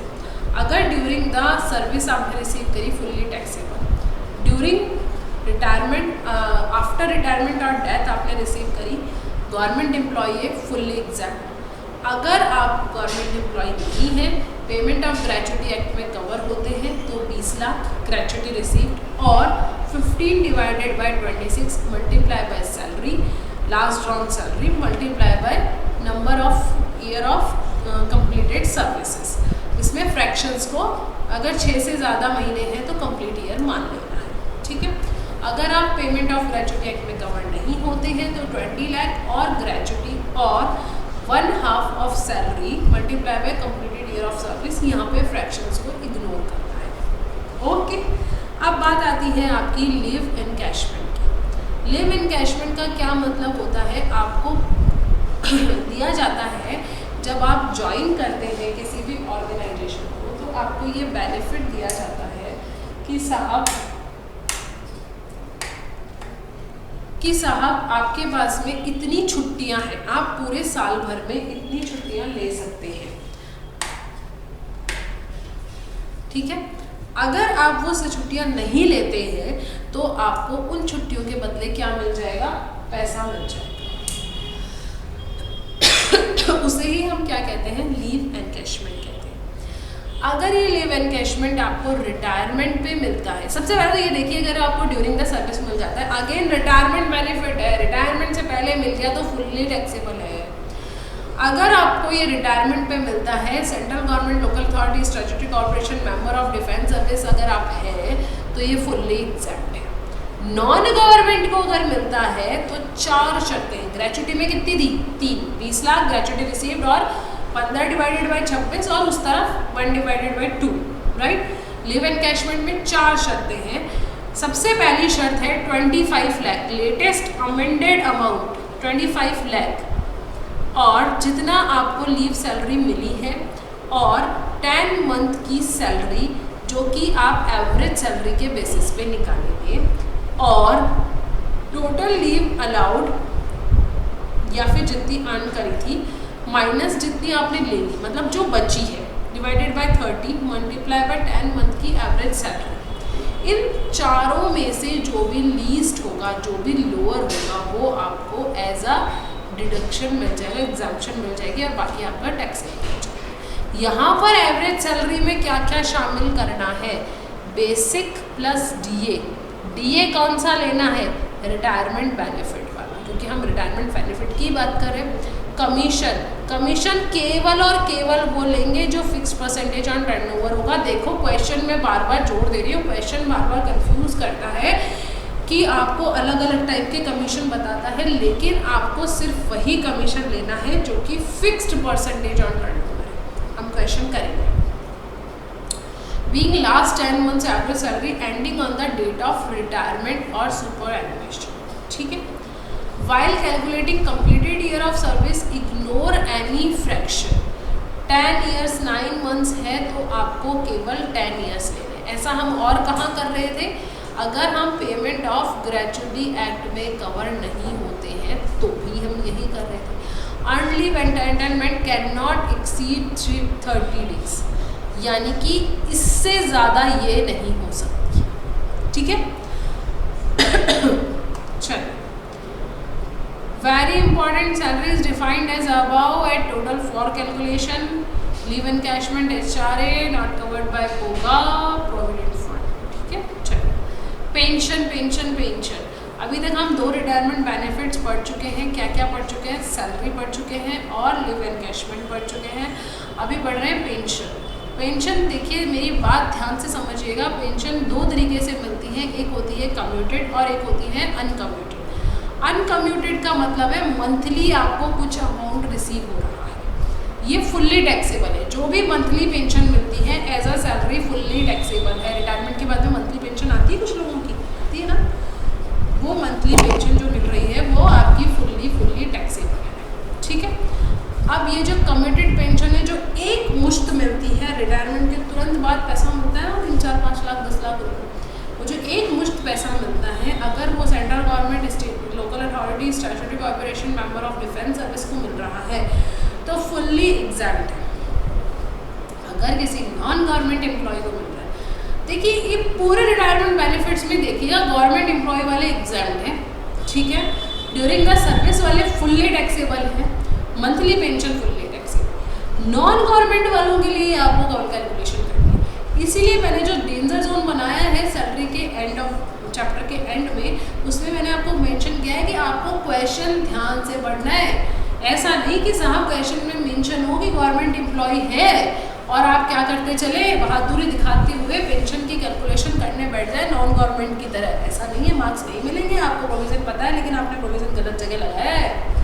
ऑलराइट, चलिए, नॉन गवर्नमेंट एम्प्लॉय है, अगर वो ग्रेचुटी रिसीव कर रहा है, अगर वो ग्रेचुटी रिसीव कर रहा है तो 1/3 multiply by commuted pension receive केवल। और देखिए ये भी बात देखिएगा, क्वेश्चन में कई बार क्या होता है, पेंशन का अमाउंट दिया हुआ होता है और ये बताया हुआ होता है कि 40% कम्यूटेड है और 60% अनकम्यूटेड है, तो आपको इसे पूरा का पूरा टैक्सेबल करना है और जो कैलकुलेशन करनी है वो सिर्फ इस पार्ट की करनी है, ठीक है।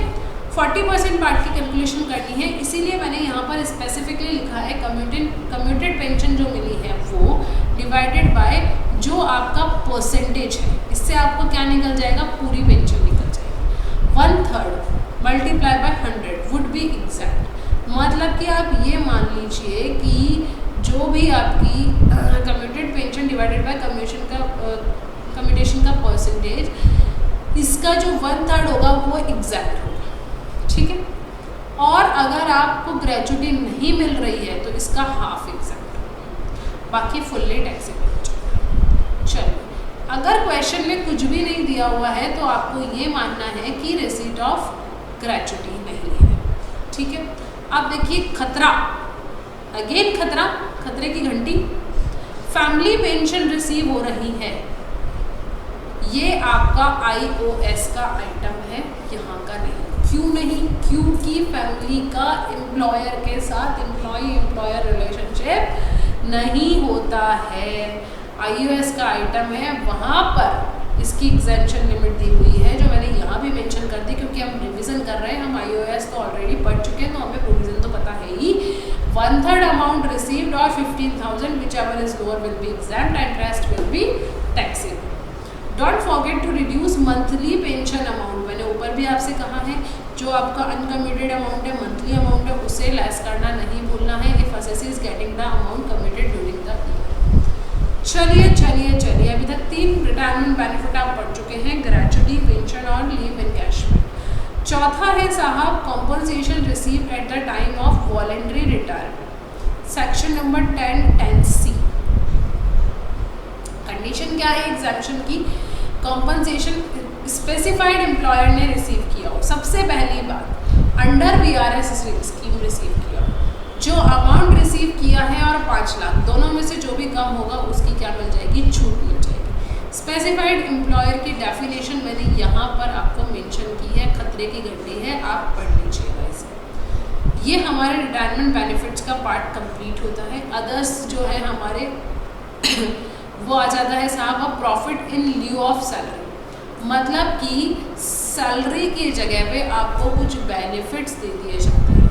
Compensation on account of termination of employment, जैसे कि ठीक है, तो ये सब भी आपके सैलरी हेड में ही टैक्सेबल है। Compensation on account of modification of terms and conditions, आपको आपके टाइम से पहले हटा दिया, जिन शर्तों पे रखा था उन शर्तों में बदलाव कर दिया, उसके लिए कॉम्पनसेशन दे दिया। पेमेंट फ्रॉम प्रोविडेंट फंड, की man insurance policy, lump sum payment और अदरवाइज, ठीक है, ये सब आपको कर दिया जाता है, तो ये सब भी आपका सैलरी हेड में ही टैक्सेबल होगा। अब मैं आ जाती हूँ परक्यूजिट्स के पास में। अभी तक हम क्या पढ़ चुके हैं, सैलरी पढ़ चुके हैं, उसके अलाउंसेस पढ़ चुके हैं, ठीक है, और रिटायरमेंट बेनिफिट्स पढ़ चुके हैं। अब हम आ जाते हैं परक्यूजिट्स के पास में। बहुत सारी नहीं, बहुत थोड़ी परक्यूजिट्स हैं हमारे पास में। सबसे पहली और मोस्ट इम्पॉर्टेंट परक्यूजिट है रेंट फ्री अकोमोडेशन, HRA और RFA, ये दोनों ही चीज़ें हमारे सैलरी के मोस्ट इम्पॉर्टेंट पार्ट्स हैं। HRA कब मिलता है HRA कब यूज़ आता है, जब एम्प्लॉयर एम्प्लॉय को एक अमाउंट प्रोवाइड करवाता है रेंट पे करने के लिए। RFA कब यूज़ होता है, जब एम्प्लॉयर एम्प्लॉय को रहने के लिए एक घर प्रोवाइड करवा देता है, ठीक है, घर प्रोवाइड करवा देता है, पैसा ना देके घर दे देता है। अब देखिए ज़रा, इसमें भी 2 बातें हैं। ये जो घर उसने दिया है, ये हो सकता है कि एम्प्लॉयर ने खुद ने भी रेंट पे लेके दिया हो किसी से, और दूसरी बात क्या हो सकती है कि एम्प्लॉयर का खुद का घर है और उसने फिर एम्प्लॉय को दिया है। तो दोनों ही सिचुएशन में हमारे RFA का अमाउंट अलग अलग हो जाएगा, और साथ ही साथ ये RFA का अमाउंट हमारा पॉपुलेशन के ऊपर भी डिपेंड करता है। और ये पॉपुलेशन के ऊपर भी जो अमाउंट डिपेंड, मेरे पास बहुत सारी क्वेरीज आई थी ड्यूरिंग द रेगुलर क्लासेस कि मैडम ये 2011 के सेंसस क्या है। अभी दोबारा से आप रिवीजन क्लास में इस चीज़ को अच्छे से समझिएगा, ठीक है। चलिए RFA की बात करते हैं। अगर गवर्नमेंट एम्प्लॉय को मिला है तो वो आपके लिए license fee determined by government would be value of perquisite. जो भी लाइसेंस फीस डिटरमाइन की जाएगी वो परक्यूजिट का अमाउंट बन जाएगा, ज़्यादा आपको दिमाग के घोड़े दौड़ाने नहीं है। गवर्नमेंट एम्प्लॉय के केस में मोस्टली आपको दिमाग के घोड़ों को पकड़ के ही रखना है। अगर नॉन गवर्नमेंट एम्प्लॉय है तब जाके आपके दिमाग में आना चाहिए ओहो प्रोविज़न क्या थे, राइट। चलिए अब देखिए, जैसा कि मैंने आपसे कहा था कि अकोमोडेशन एम्प्लॉयर का खुद का भी हो सकता है और वो रेंट पे लेके भी दे सकता है। अगर एम्प्लॉयर ने रेंट पे लेके दिया है तो चाहे पॉपुलेशन कितनी भी हो हमें फ़र्क नहीं पड़ता, 15% ऑफ सैलरी और जो एम्प्लॉयर रेंट पे कर रहा है उस अकोमोडेशन का, इन दोनों में से जो भी लोअर होगा वो मेरा क्या हो जाएगा, रेंट फ्री अकोमोडेशन की वैल्यू बन जाएगी। अलाउंसेस में हम पढ़ रहे थे एग्जेम्पशन का अमाउंट क्या होगा, इसमें हम पढ़ेंगे कि टैक्सेबल अमाउंट क्या होगा। मींस यहाँ हम जो भी पढ़ेंगे वो पढ़ेंगे वैल्यूएशन, उस परक्यूजिट की वैल्यू इतनी है और जितनी वैल्यू है वो टैक्सेबल होगी, ठीक है। अलाउंसेस में हम पढ़ रहे थे पैसा इतना दिया जा रहा है, उसमें से इतना एग्जेम्प्ट है और इतना टैक्सेबल है। यहाँ हम वैल्यू निकालेंगे परक्यूजिट, ठीक है। वो एक तरीके से मॉनेटरी बेनिफिट है और ये एक तरीके से नॉन मॉनेटरी बेनिफिट है। 15% ऑफ सैलरी और rent paid which ever is lower, आपका क्या बन जाएगा, RFA की वैल्यूएशन, और इतना अमाउंट टैक्सेबल परक्यूजिट बन जाएगा। ठीक है, कब, जब एम्प्लॉयर ने रेंट पे लेके RFA प्रोवाइड कराया है अपने एम्प्लॉयर को।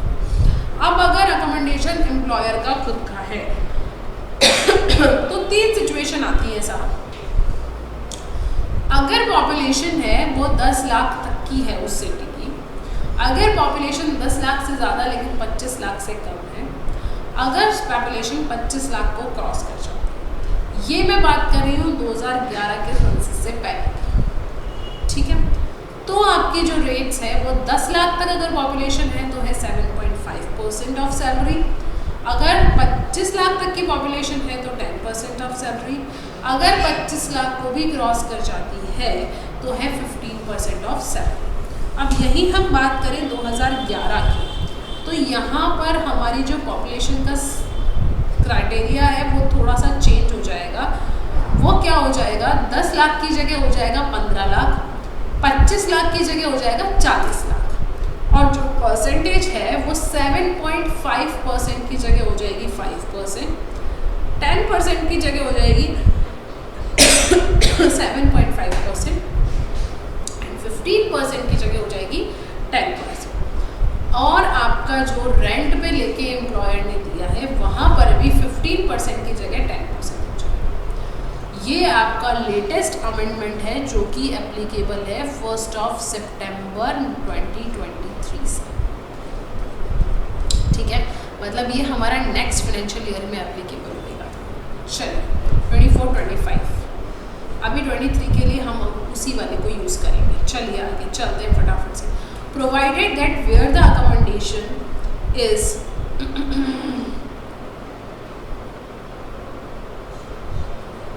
मैंने यहाँ पे आपको नोट भी लिख के दिया है, taxable perquisite for financial year 23-24 will be calculated using old rule until 31 अगस्त 2023, क्योंकि बच्चे बहुत ज़्यादा कन्फ्यूज़न हो रहे थे इसके ऊपर कि मैडम हम कौन सा करें, कैसे करें। ठीक है, तो मैंने यहाँ पे मेंशन किया है स्पेसिफिकली उसे।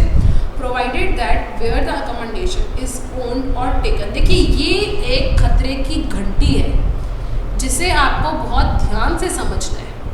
ठीक है, लीज और rent by employer and same accommodation is continued to be provided to the same employ for more than 1 previous year, the amount calculated above shall not exceed the amount so calculated for the first previous year as multiplied by the amount which is in a ratio of cost inflation for the previous year for which the amount is calculated।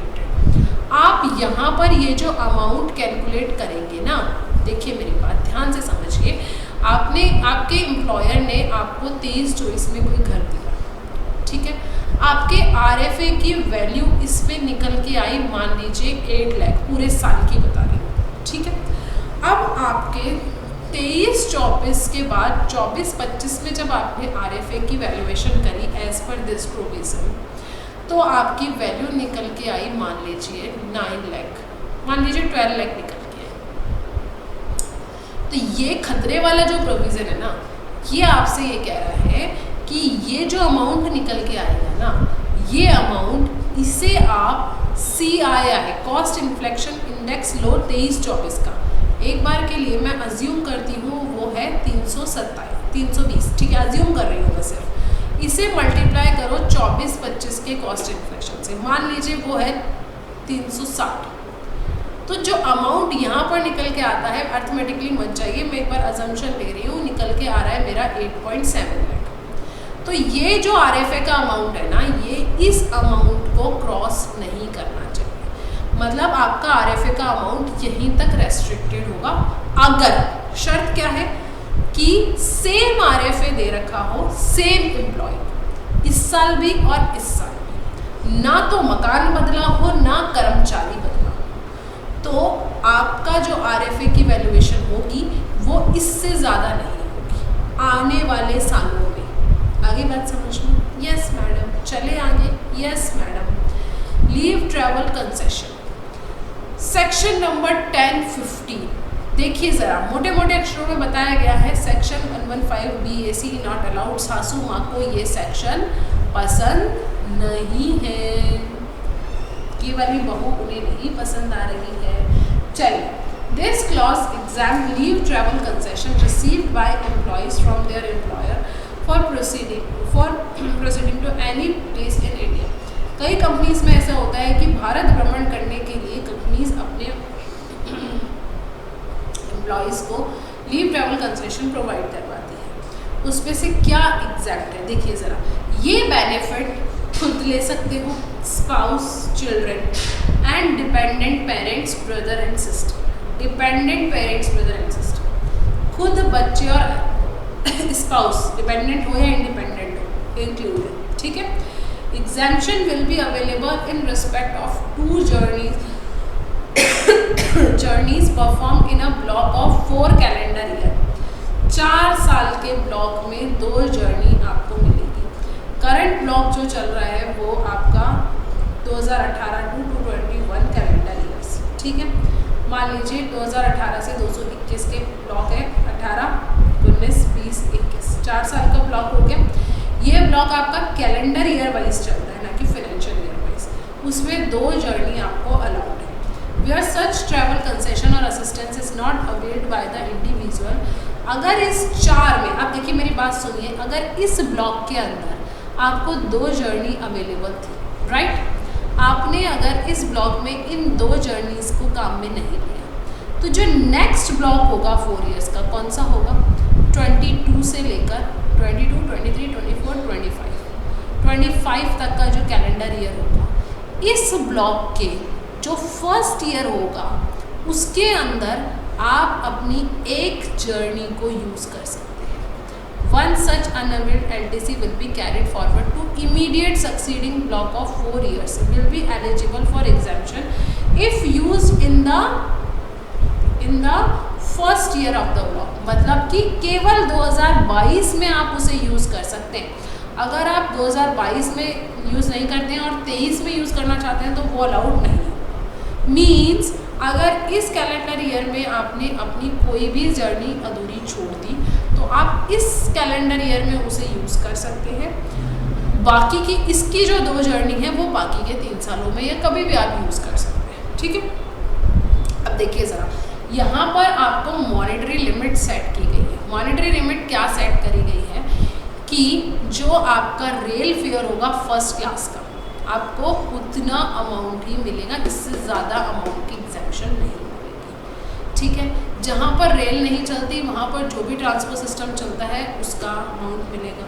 जहाँ पर कोई transport system ही नहीं चलता वहाँ के लिए भी हम बात करेंगे। ये जो एग्जाम्पशन है, exemption refer to shall not be available to more than 2 surviving childs of individual 2 से ज़्यादा, लेकिन कब? 1 अक्टूबर 1998 के बाद। बच्चे अगर 1 अक्टूबर 1998 से पहले हुए हैं तो 4 भी हुए हैं तो चलेगा, इसके बाद केवल 2 ही चलेंगे, ठीक है। चलिए, अब यहाँ पर एक इलस्ट्रेशन दिया हुआ है कि आपका अमाउंट कितना रिसीव हुआ, कितना खर्च हुआ और कितना रेल और फ्लाइट का कंपैरिजन है। जो हमने फर्स्ट क्लास AC की टिकट बोली है ना, वो तो कितना एग्जैक्ट होगा देखिए। 60,000 मिला, 55,000 खर्च हुआ और ये फेयर मिला कितना था? इन तीनों में से जो भी लीस्ट होगा वो आपका एग्जैम्प्ट होगा। क्यों भाई साहब? देखिए, जितना मिला उसमें से जितना खर्च किया उसकी एग्जैम्पशन देंगे हम, और वो खर्चा भी आपका फर्स्ट क्लास AC की टिकट से ज़्यादा का नहीं होना चाहिए, ठीक है। देखिए ज़रा, आप खुद सॉल्व करेंगे इसे, जो भी अमाउंट है वो डिफरेंस का अमाउंट आपका फिर टैक्सेबल हो जाएगा। चलिए, आज इतना ही कहते हैं। अगर आपको पसंद आया हमारा लेक्चर तो प्लीज़ लाइक करिएगा, सब्सक्राइब करिएगा। नोट्स आपको नीचे दिए हुए कैप्शन पे ज़रूर मिलेंगे, वहाँ से आप ले लीजिएगा। Thank you so much.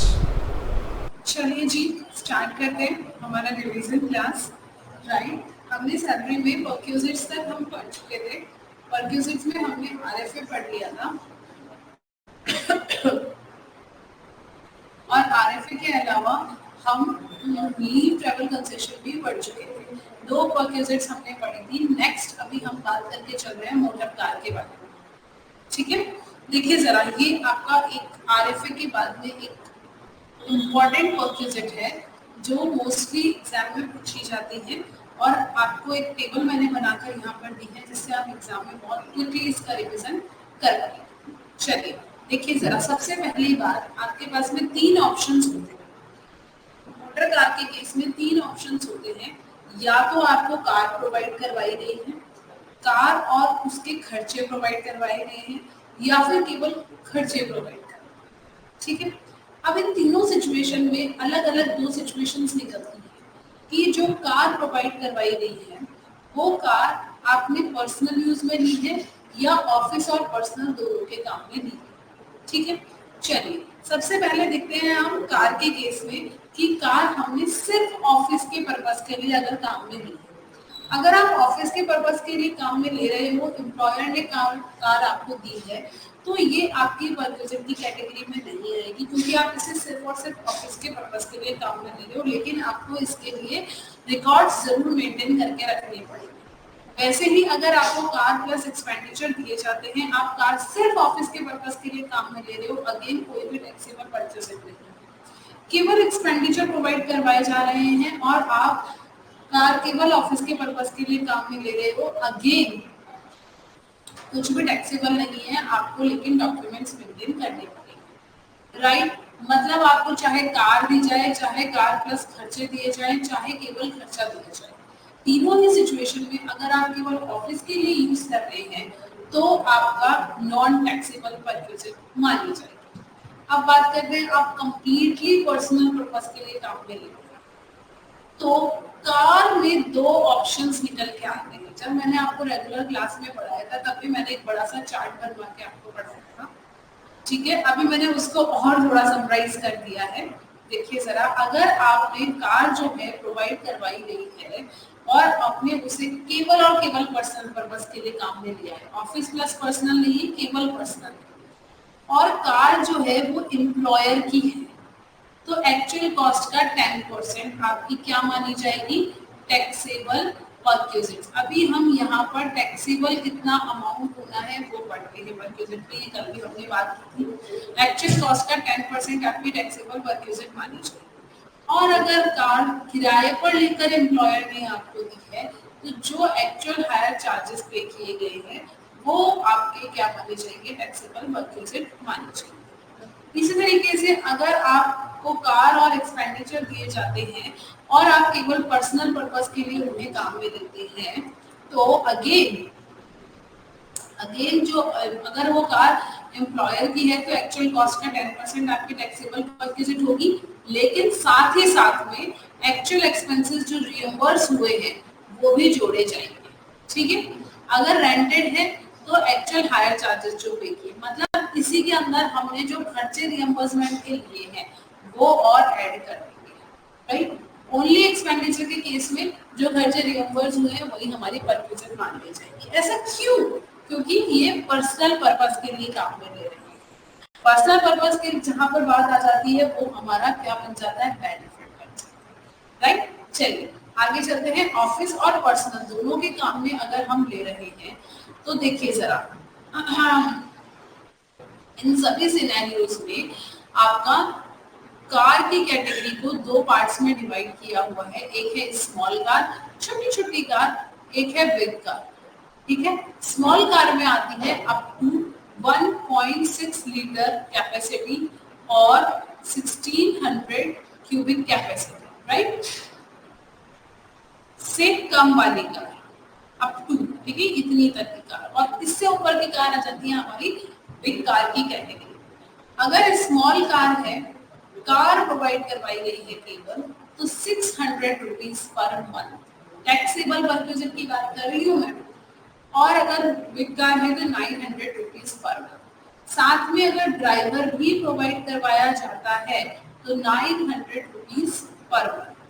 ठीक है, अगर कार प्लस एक्सपेंडिचर दोनों प्रोवाइड करवाए जाते हैं तो 600 और 900 की जगह आपको कर देना है 1800 और 2400 प्लस 900 ड्राइवर, अगर ड्राइवर प्रोवाइड करवाया जाता है तो। ठीक है, केवल एक्सपेंडिचर, तो इस सिचुएशन में तो ड्राइवर की बात ही नहीं आएगी क्योंकि केवल खर्चा दिया जा रहा है, कार तो दी जा रही है। राइट, तो खर्चे के केस में जो टोटल खर्चा प्रोवाइड करवाया गया है उसमें से आप लेस करेंगे 1800 2400 per month minus 900 for the driver अगर कोई है तो, और टैक्सेबल परक्यूजिट आ जाएगी आपकी। ठीक है, अगर आपने खुद ने कोई ड्राइवर रख रखा है। ठीक है, आगे क्या बात समझ में, इतना छोटा सा हमारा मोटर कार के परक्यूजिट है। अब देखिए जरा ध्यान से, मेनली ऑफिस की अगर मुझे बात करनी है तो कुछ भी टैक्सेबल नहीं है, चाहे कार प्रोवाइड करवाई गई हो, चाहे कार के साथ खर्चे और चाहे खाली खर्चे प्रोवाइड करवाए गए। पर्सनल पर्पस के लिए अगर काम में ले रहे हैं तो सब कुछ टैक्सेबल। अगर एम्प्लॉयर की कार है तो 10% ऑफ कॉस्ट, अगर एम्प्लॉयर ने किराए पर लेके कार दी है तो जितना किराया एम्प्लॉयर पे करता है। खर्चे भी रिएम्बर्स हुए तो प्लस खर्चे कर देंगे, केवल खर्चे रिएम्बर्स हुए तो केवल खर्चे देंगे। डॉक्यूमेंटेशन रखना जरूरी है। ऑलराइट, थर्ड बार सिचुएशन आती है ऑफिस और पर्सनल दोनों के काम में ले रहे हैं। केवल कार दी गई है तो 900 और 600 और 900 प्लस 900 रुपए ड्राइवर के। ठीक है, कार प्लस एक्सपेंडिचर तो 1800 और 2400 प्लस 900 ड्राइवर। केवल खर्चों का रिएम्बर्समेंट मिल रहा है तो जितने खर्चे का रिएम्बर्समेंट मिला है उसमें से 1800 और 2400 as per the situation less कर दो, 900 ड्राइवर की सैलरी के लेस कर दो, बचा हुआ अमाउंट टैक्सेबल व्हीकल से बच जाए। नो डाउट, बिल्कुल भी डाउट नहीं होना चाहिए, बहुत इजी सी कैलकुलेशन है, आपको समझ में आई होगी। अब नेक्स्ट हमारी परक्यूजिट आती है मेडिकल फैसिलिटी। मैडम कहीं तो हमने पढ़ा था कि मेडिकल अलाउंस तो पूरा टैक्सेबल होता है। यस, मेडिकल अलाउंस आपका कंप्लीटली टैक्सेबल है, बट अगर मेडिकल फैसिलिटी आपको दी जाती है तो वो आपकी परक्यूजिट बन जाती है। अब इस मेडिकल फैसिलिटी में भी आपका टैक्सेबल अमाउंट डिसाइड होएगा एज परक्यूजिट की टर्म्स। ठीक है, देखिए जरा, मेडिकल फैसिलिटी अगर आपको इन इंडिया दी जाती है और आउटसाइड इंडिया दी जाती है, दो कैटेगरी हमने बनाई है इसकी। अगर इन इंडिया दी जाती है और जो हॉस्पिटल जिसमें मेडिकल फैसिलिटी दी जा रही है वो हॉस्पिटल मेंटेन्ड बाय एम्प्लॉयर है, पहली बात, मेंटेन्ड बाय गवर्नमेंट या लोकल अथॉरिटी है, दूसरी बात, प्रिंसिपल कमिश्नर और कमिश्नर ने अप्रूव करी है स्पेसिफाइड डिजीज के केस। ठीक है, स्पेसिफाइड डिजीज आप पढ़ेंगे। ठीक है, मेंटेन्ड बाय एम्प्लॉयर है, मेंटेन्ड बाय गवर्नमेंट और लोकल अथॉरिटी है, प्रिंसिपल कमिश्नर या कमिश्नर ने अप्रूव किया है स्पेसिफाइड डिजीज के केस में। In India medical facility in तीनों सिचुएशन में दी जाती है तो fully fully fully fully exact. ठीक है, अगर अदर क्लिनिक या हॉस्पिटल में दी जाती है तो वो फुल्ली टैक्सेबल। ऑलराइट, अब बात करते हैं अगर medical facility outside India provide करवाएंगे। अब हम इंडिया के बाहर गए हैं तो क्या क्या कराएंगे, एक तो इलाज करवाएंगे, इलाज करवाने के लिए जाने आने का ट्रैवलिंग खर्चा होगा, वहां रहने का खर्चा होगा। तो तीन सिचुएशन बन गई हमारी, क्या, एक तो हमारा ट्रीटमेंट हुआ, एक हमारा स्टे हुआ और एक हमारा ट्रैवलिंग एक्सपेंडिचर। राइट, अब देखिए जरा, ट्रैवलिंग एक्सपेंडिचर और स्टे दो लोगों का होगा। राइट, एक वो जिसका ट्रीटमेंट हो रहा है और एक वो जो कि अटेंडेंट है। ट्रीटमेंट सिर्फ एक इंसान का होगा। राइट, ठीक है, आगे इसमें आपको रटने की जरूरत नहीं है। तीन सिचुएशन में इलाज कराने चाहेंगे तो वहाँ रुकना भी पड़ेगा और जाना भी पड़ेगा।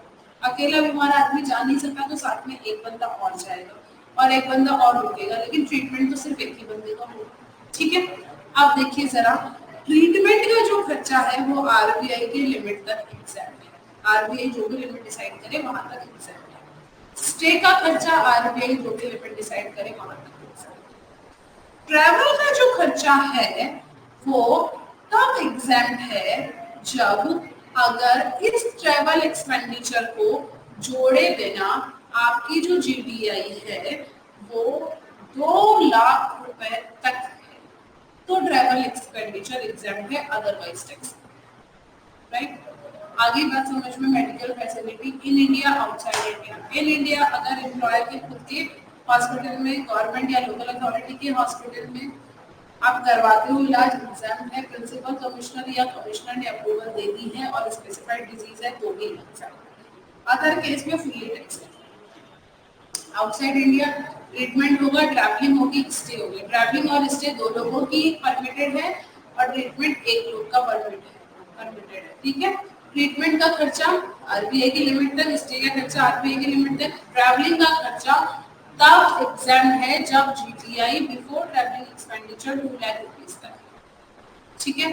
अब देखिए इसमें कुछ पॉइंट्स दिए हुए हैं कि ये मेडिकल फैसिलिटी किस किस की हो सकती है। फैमिली की हो सकती है, फैमिली में कौन कौन इंक्लूडेड है, आप खुद, आपके spouse, children, dependent parents, parents should be dependent, brother and sister, ये भी डिपेंडेंट होने चाहिए। Health medical insurance policy premium paid by the employer for employees family member is exempt. Payment of premium or personal accident insurance policy of employee is exempt. Reimbursement in respect of any illness relating to COVID-19 subject to condition notified by central government is also exempt. चलिए अब next आता है हमारा interest free loan.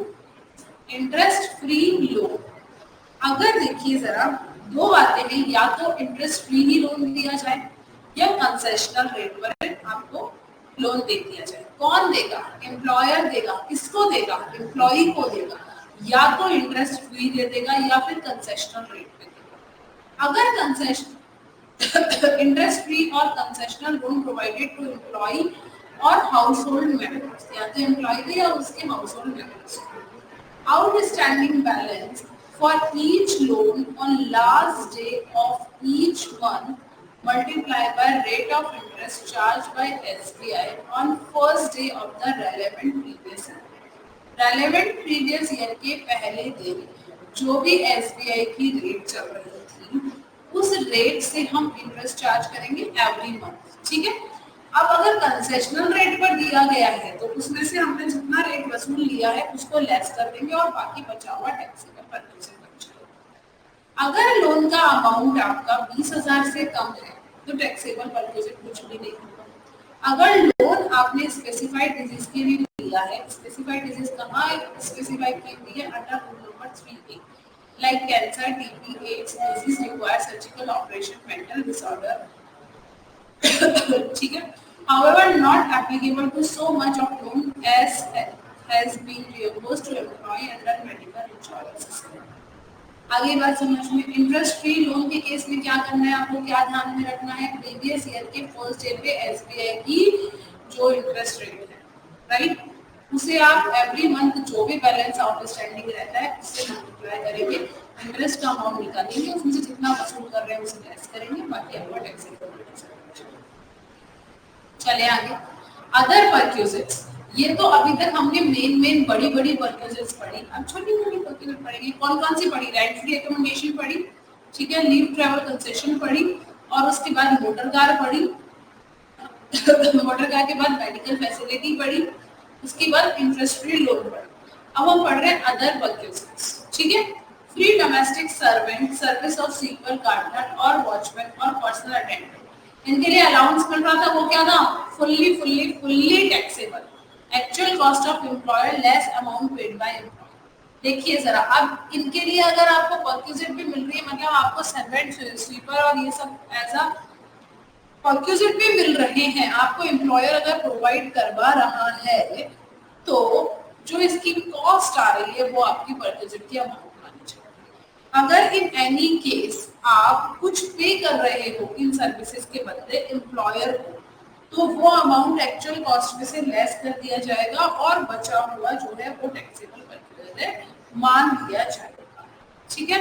Supply of gas, electricity, same जो actual cost है वही हो जाएगा। The amount shall be reduced by the amount if any recovered from the employee, otherwise पूरा टैक्सेबल। वाटर फॉर हाउसहोल्ड कंजम्पशन, ठीक है। चलिए अब आता है एजुकेशन फैसिलिटी फॉर चिल्ड्रन। देखिए बहुत लोग कंफ्यूज होते हैं एजुकेशन फैसिलिटी के मामले में। एजुकेशन अलाउंस आपकी अलग चीज है, ये मिलता है 100 रुपए पर child only for 2 child, right.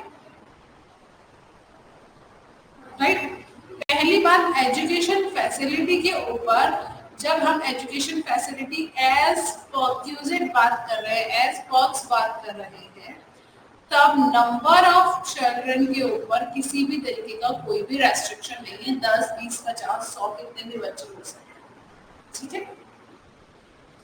दूसरी बात, अब इसमें इंक्लूड क्या क्या होता है। फ्री एजुकेशन प्रोवाइड करवाई जाए अगर एम्प्लॉयर के खुद के किसी इंस्टीट्यूट में, स्कूल में, जो कि जिसका ऑनर है या तो एम्प्लॉयर या एम्प्लॉयर मेंटेन कर रहा है उसको, और किसे प्रोवाइड करवाया जाए, एम्प्लॉय के खुद के बच्चों को प्रोवाइड करवाया जाए। तो जो एम्प्लॉयर की कॉस्ट है उसमें से 1000 पर मंथ आप लेस करेंगे, और अगर एम्प्लॉय से कोई अमाउंट रिकवर हो रहा है तो उसे भी लेस करेंगे, बचा हुआ अमाउंट टैक्सेबल परचेज करवाएंगे। यहाँ पर 100 रुपए की छूट है, यहाँ पर 1000 रुपए की छूट है। इसके लिए अगर एम्प्लॉयर की मेंटेन्ड और ओल्ड स्कूल में एम्प्लॉय के बच्चे पढ़ते हैं तो 1000 रुपए पर मंथ की छूट है, ठीक है। अगर अदर स्कूल में पढ़ते हैं तो जो एम्प्लॉयर की कॉस्ट लग रही है वही आपकी टैक्सेबल परक्यूजिट मानी जाएगी। यहाँ पर किसी भी प्रकार की कोई भी छूट नहीं। अगर एम्प्लॉय से कोई अमाउंट रिकवर किया जा रहा है तो उसे लेस जरूर कर देंगे, ठीक है। For other than assessee children, अब ये तो हम दोनों बात किसकी कर रहे थे, असेसी की खुद के चिल्ड्रन। अब उसके अलावा है कोई ग्रैंड चिल्ड्रन है, हाउस होल्ड मेंबर है, तो उसके केस में वही सेम जो यहाँ एप्लीकेबल था वही यहाँ एप्लीकेबल है। Cost of education to employer, ठीक है, और माइनस करेंगे अमाउंट रिकवर्ड फ्रॉम एम्प्लॉयर। इन तीनों के लिए कॉमन पॉइंट है amount paid for free training of employ. अब देखिए यहाँ पर क्या है, फ्री ट्रेनिंग ऑफ एम्प्लॉय, उसके बच्चों की बात नहीं हो रही है, एम्प्लॉय की खुद की फ्री ट्रेनिंग हो रही है। उसकी ट्रेनिंग से फायदा किसको मिलेगा, ऑर्गेनाइजेशन को मिलेगा। स्किल्स किसकी डेवलप होगी, एम्प्लॉय की स्किल्स डेवलपमेंट होगा तो ऑर्गेनाइजेशन को ही बेनिफिट मिलने वाला है, इसीलिए वो टैक्सेबल नहीं है। पेमेंट और reimbursement of school is taxable in all cases, no restriction on number of children. तो मोटा मोटी मैं अगर बात करूं तो एजुकेशन फैसिलिटी के अंदर अगर स्कूल मेंटेन्ड और ओन्ड बाय एम्प्लॉयर है तो 1000 रुपए पर मंथ का बेनिफिट है। अदरवाइज जो एम्प्लॉयर की कॉस्ट है वही आपकी टैक्सेबल परचेज बन जाएगी, राइट। चलिए आगे चलते हैं। Nature of perquisite, free food and non alcoholic beverages, ठीक है। अगर वर्किंग आवर्स में प्रोवाइड करवाए जाते हैं, वर्किंग आवर्स मींस जो आपका डेली रूटीन का वर्किंग आवर्स है, जिसके अंदर अगर आप ओवरटाइम कर रहे हैं तो उसे भी आपने शामिल कर लिया है, उसमें प्रोवाइड करवाए जाते हैं तो आपके वो टैक्सेबल नहीं है। क्या नहीं है टैक्सेबल, टी, स्नैक्स अगर वर्किंग आवर्स में प्रोवाइड कराए जाते हैं non taxable. Free food or non-alcoholic beverages during working hours provided in remote area and or an offshore installation। देखिए जरा, टी स्नैक्स तो कहीं पे भी प्रोवाइड करवाओ, नॉन टैक्सेबल परचेज है। खाना, फ्री फूड और नॉन अल्कोहलिक बेवरेजेस केवल वहीं प्रोवाइड करवाई जा सकती है जो रिमोट एरिया हो या फिर ऑफशोर इंस्टॉलेशन, ठीक है, तो नॉन टैक्सेबल है, अदरवाइज टैक्सेबल है, ठीक है। देखिए जरा आते हैं नीचे, हम अदरवाइज पे आते हैं। हम free food non alcoholic beverages provided by employer during working hours at office और business premises through paid vouchers which are not transferable and usable only at eating joints. आपको पता है आप जब ओटीटी और ये सब ट्रेनिंग के लिए जाते हैं तो इंस्टीट्यूट भी आपको एक वाउचर प्रोवाइड करवाता है आपके लंच के लिए। सेम वही सिचुएशन है कि अगर ऑफिस में ऐसे किसी वाउचर्स के थ्रू आप डिनर का अरेंजमेंट करते हैं, लंच का अरेंजमेंट करते हैं, फ्री फूड आप प्रोवाइड करवाते हैं तो वो नॉन टैक्सेबल है तब तक जब तक कि वो मील 50 रुपए पर मील तक है। अगर 50 रुपए पर मील के ऊपर आप प्रोवाइड करवाते हैं तो वो जो ऊपर वाला अमाउंट है वो आपका टैक्सेबल बन जाए, ठीक है। इसमें से अगर एम्प्लॉई से कुछ पेमेंट लिया गया है, जैसे कई बार होता है कि हमने कुछ दिवाली दिवाली फेस्ट सेलिब्रेट करने के लिए हमने दिवाली मेला टाइप्स कुछ लगाया, उस पे 500 रुपए हर एम्प्लॉय से कंट्रीब्यूशन ले लिया, ठीक है। उसके बाद उनको लंच हमने करवाया या डिनर हमने करवाया, तो पर प्लेट की कॉस्ट मान लो 800 रुपीज है, तो 50 रुपए से ऊपर चल गई, मतलब 750 को हमने क्या मान लेना है, टैक्सेबल परचेज। इसमें से लेस करेंगे जितना अमाउंट एम्प्लॉय से लेना, 500, बचा कितना 250, तो टैक्सेबल परचेज कितनी रह जाएगी 250। ओके, ये 50 रुपए की एग्जाम्पशन भी सासू माँ को रास नहीं आई, उन्होंने बोला बचा नहीं चाहिए हमें तुम्हारे 50 रुपए की, इसलिए 115 BAC आपको इसकी भी एग्जाम्पशन नहीं देती है। चलिए आगे,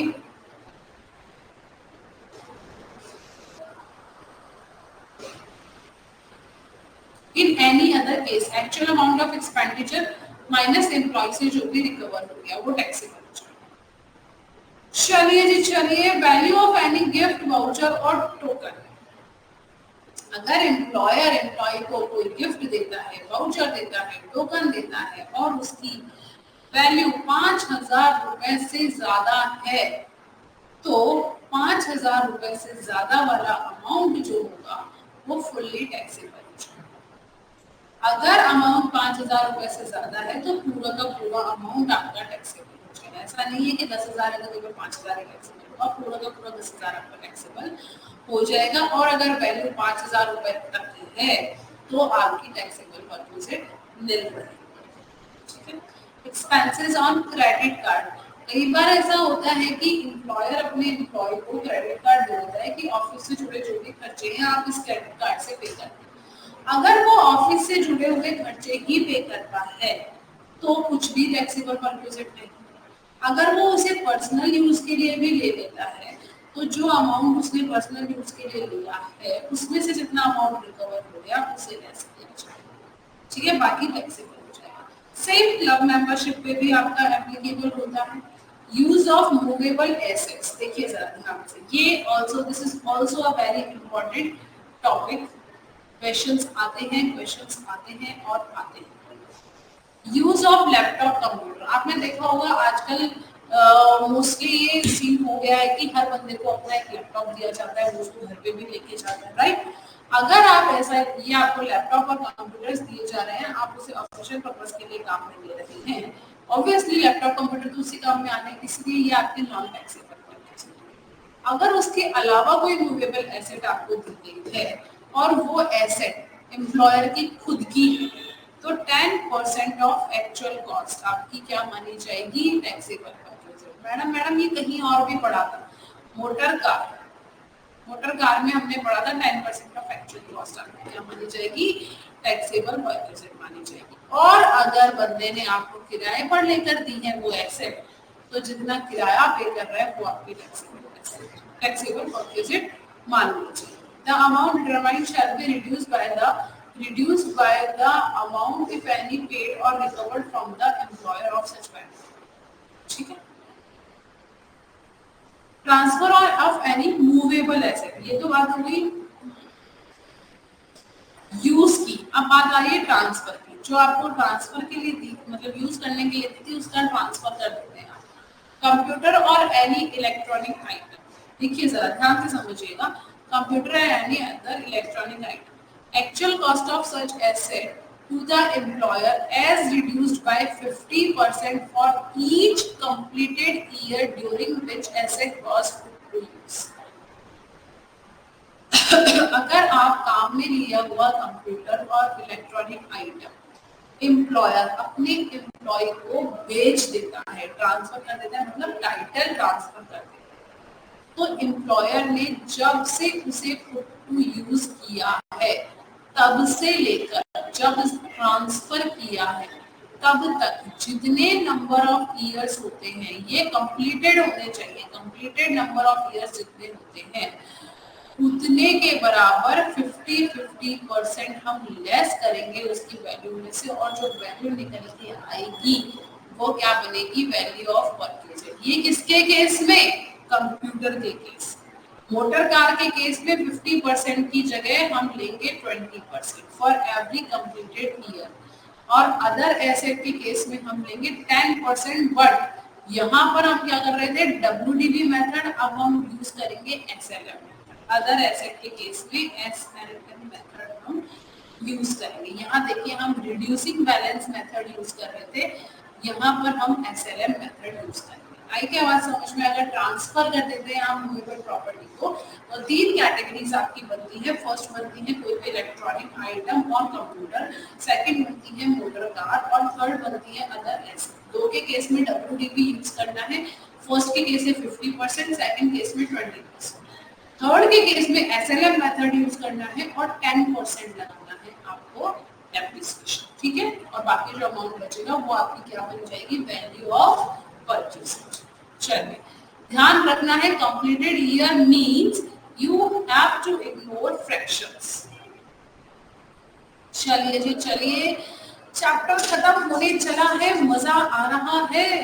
perquisite exam in all cases, कितने आवर्स में हमने ये चैप्टर कंप्लीट कर लिया? जहां तक मुझे लगता है 1.5 आवर में हमने सारे चैप्टर कंप्लीट कर लिया।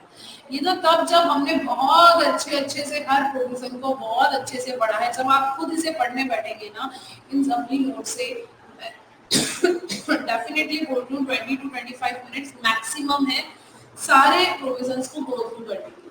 आपको बस यूं रेटिंग लगानी रहेगी एग्जाम टाइम में, और अपने आप आपको प्रोविजन एकदम क्लिक होते जाएंगे कि हाँ ये मुझे पता है। चलिए अदर पॉइंट्स के ऊपर बात करते हैं। परक्यूजिट्स एग्जाम्ड इन ऑल केसेस, ऐसी परक्यूजिट्स भी हैं जो सभी केसेस में एग्जाम्ड है। अलाउंसेस भी थे ना मैडम ऐसे जो सब जगह फुल्ली एग्जाम्ड थे? यस। किसके थे? हाई कोर्ट, सुप्रीम कोर्ट जजेस, राइट। यूएनओ के अलाउंसेस थे, यूएनओ अपने जो एम्प्लॉयर को अलाउंसेस दे रहे थे वो थे, ठीक है। अब यहाँ पर भी कुछ परक्यूजिट्स हैं जो हमेशा एग्जाम्ड है। पहली बात है टेलीफोन। अगर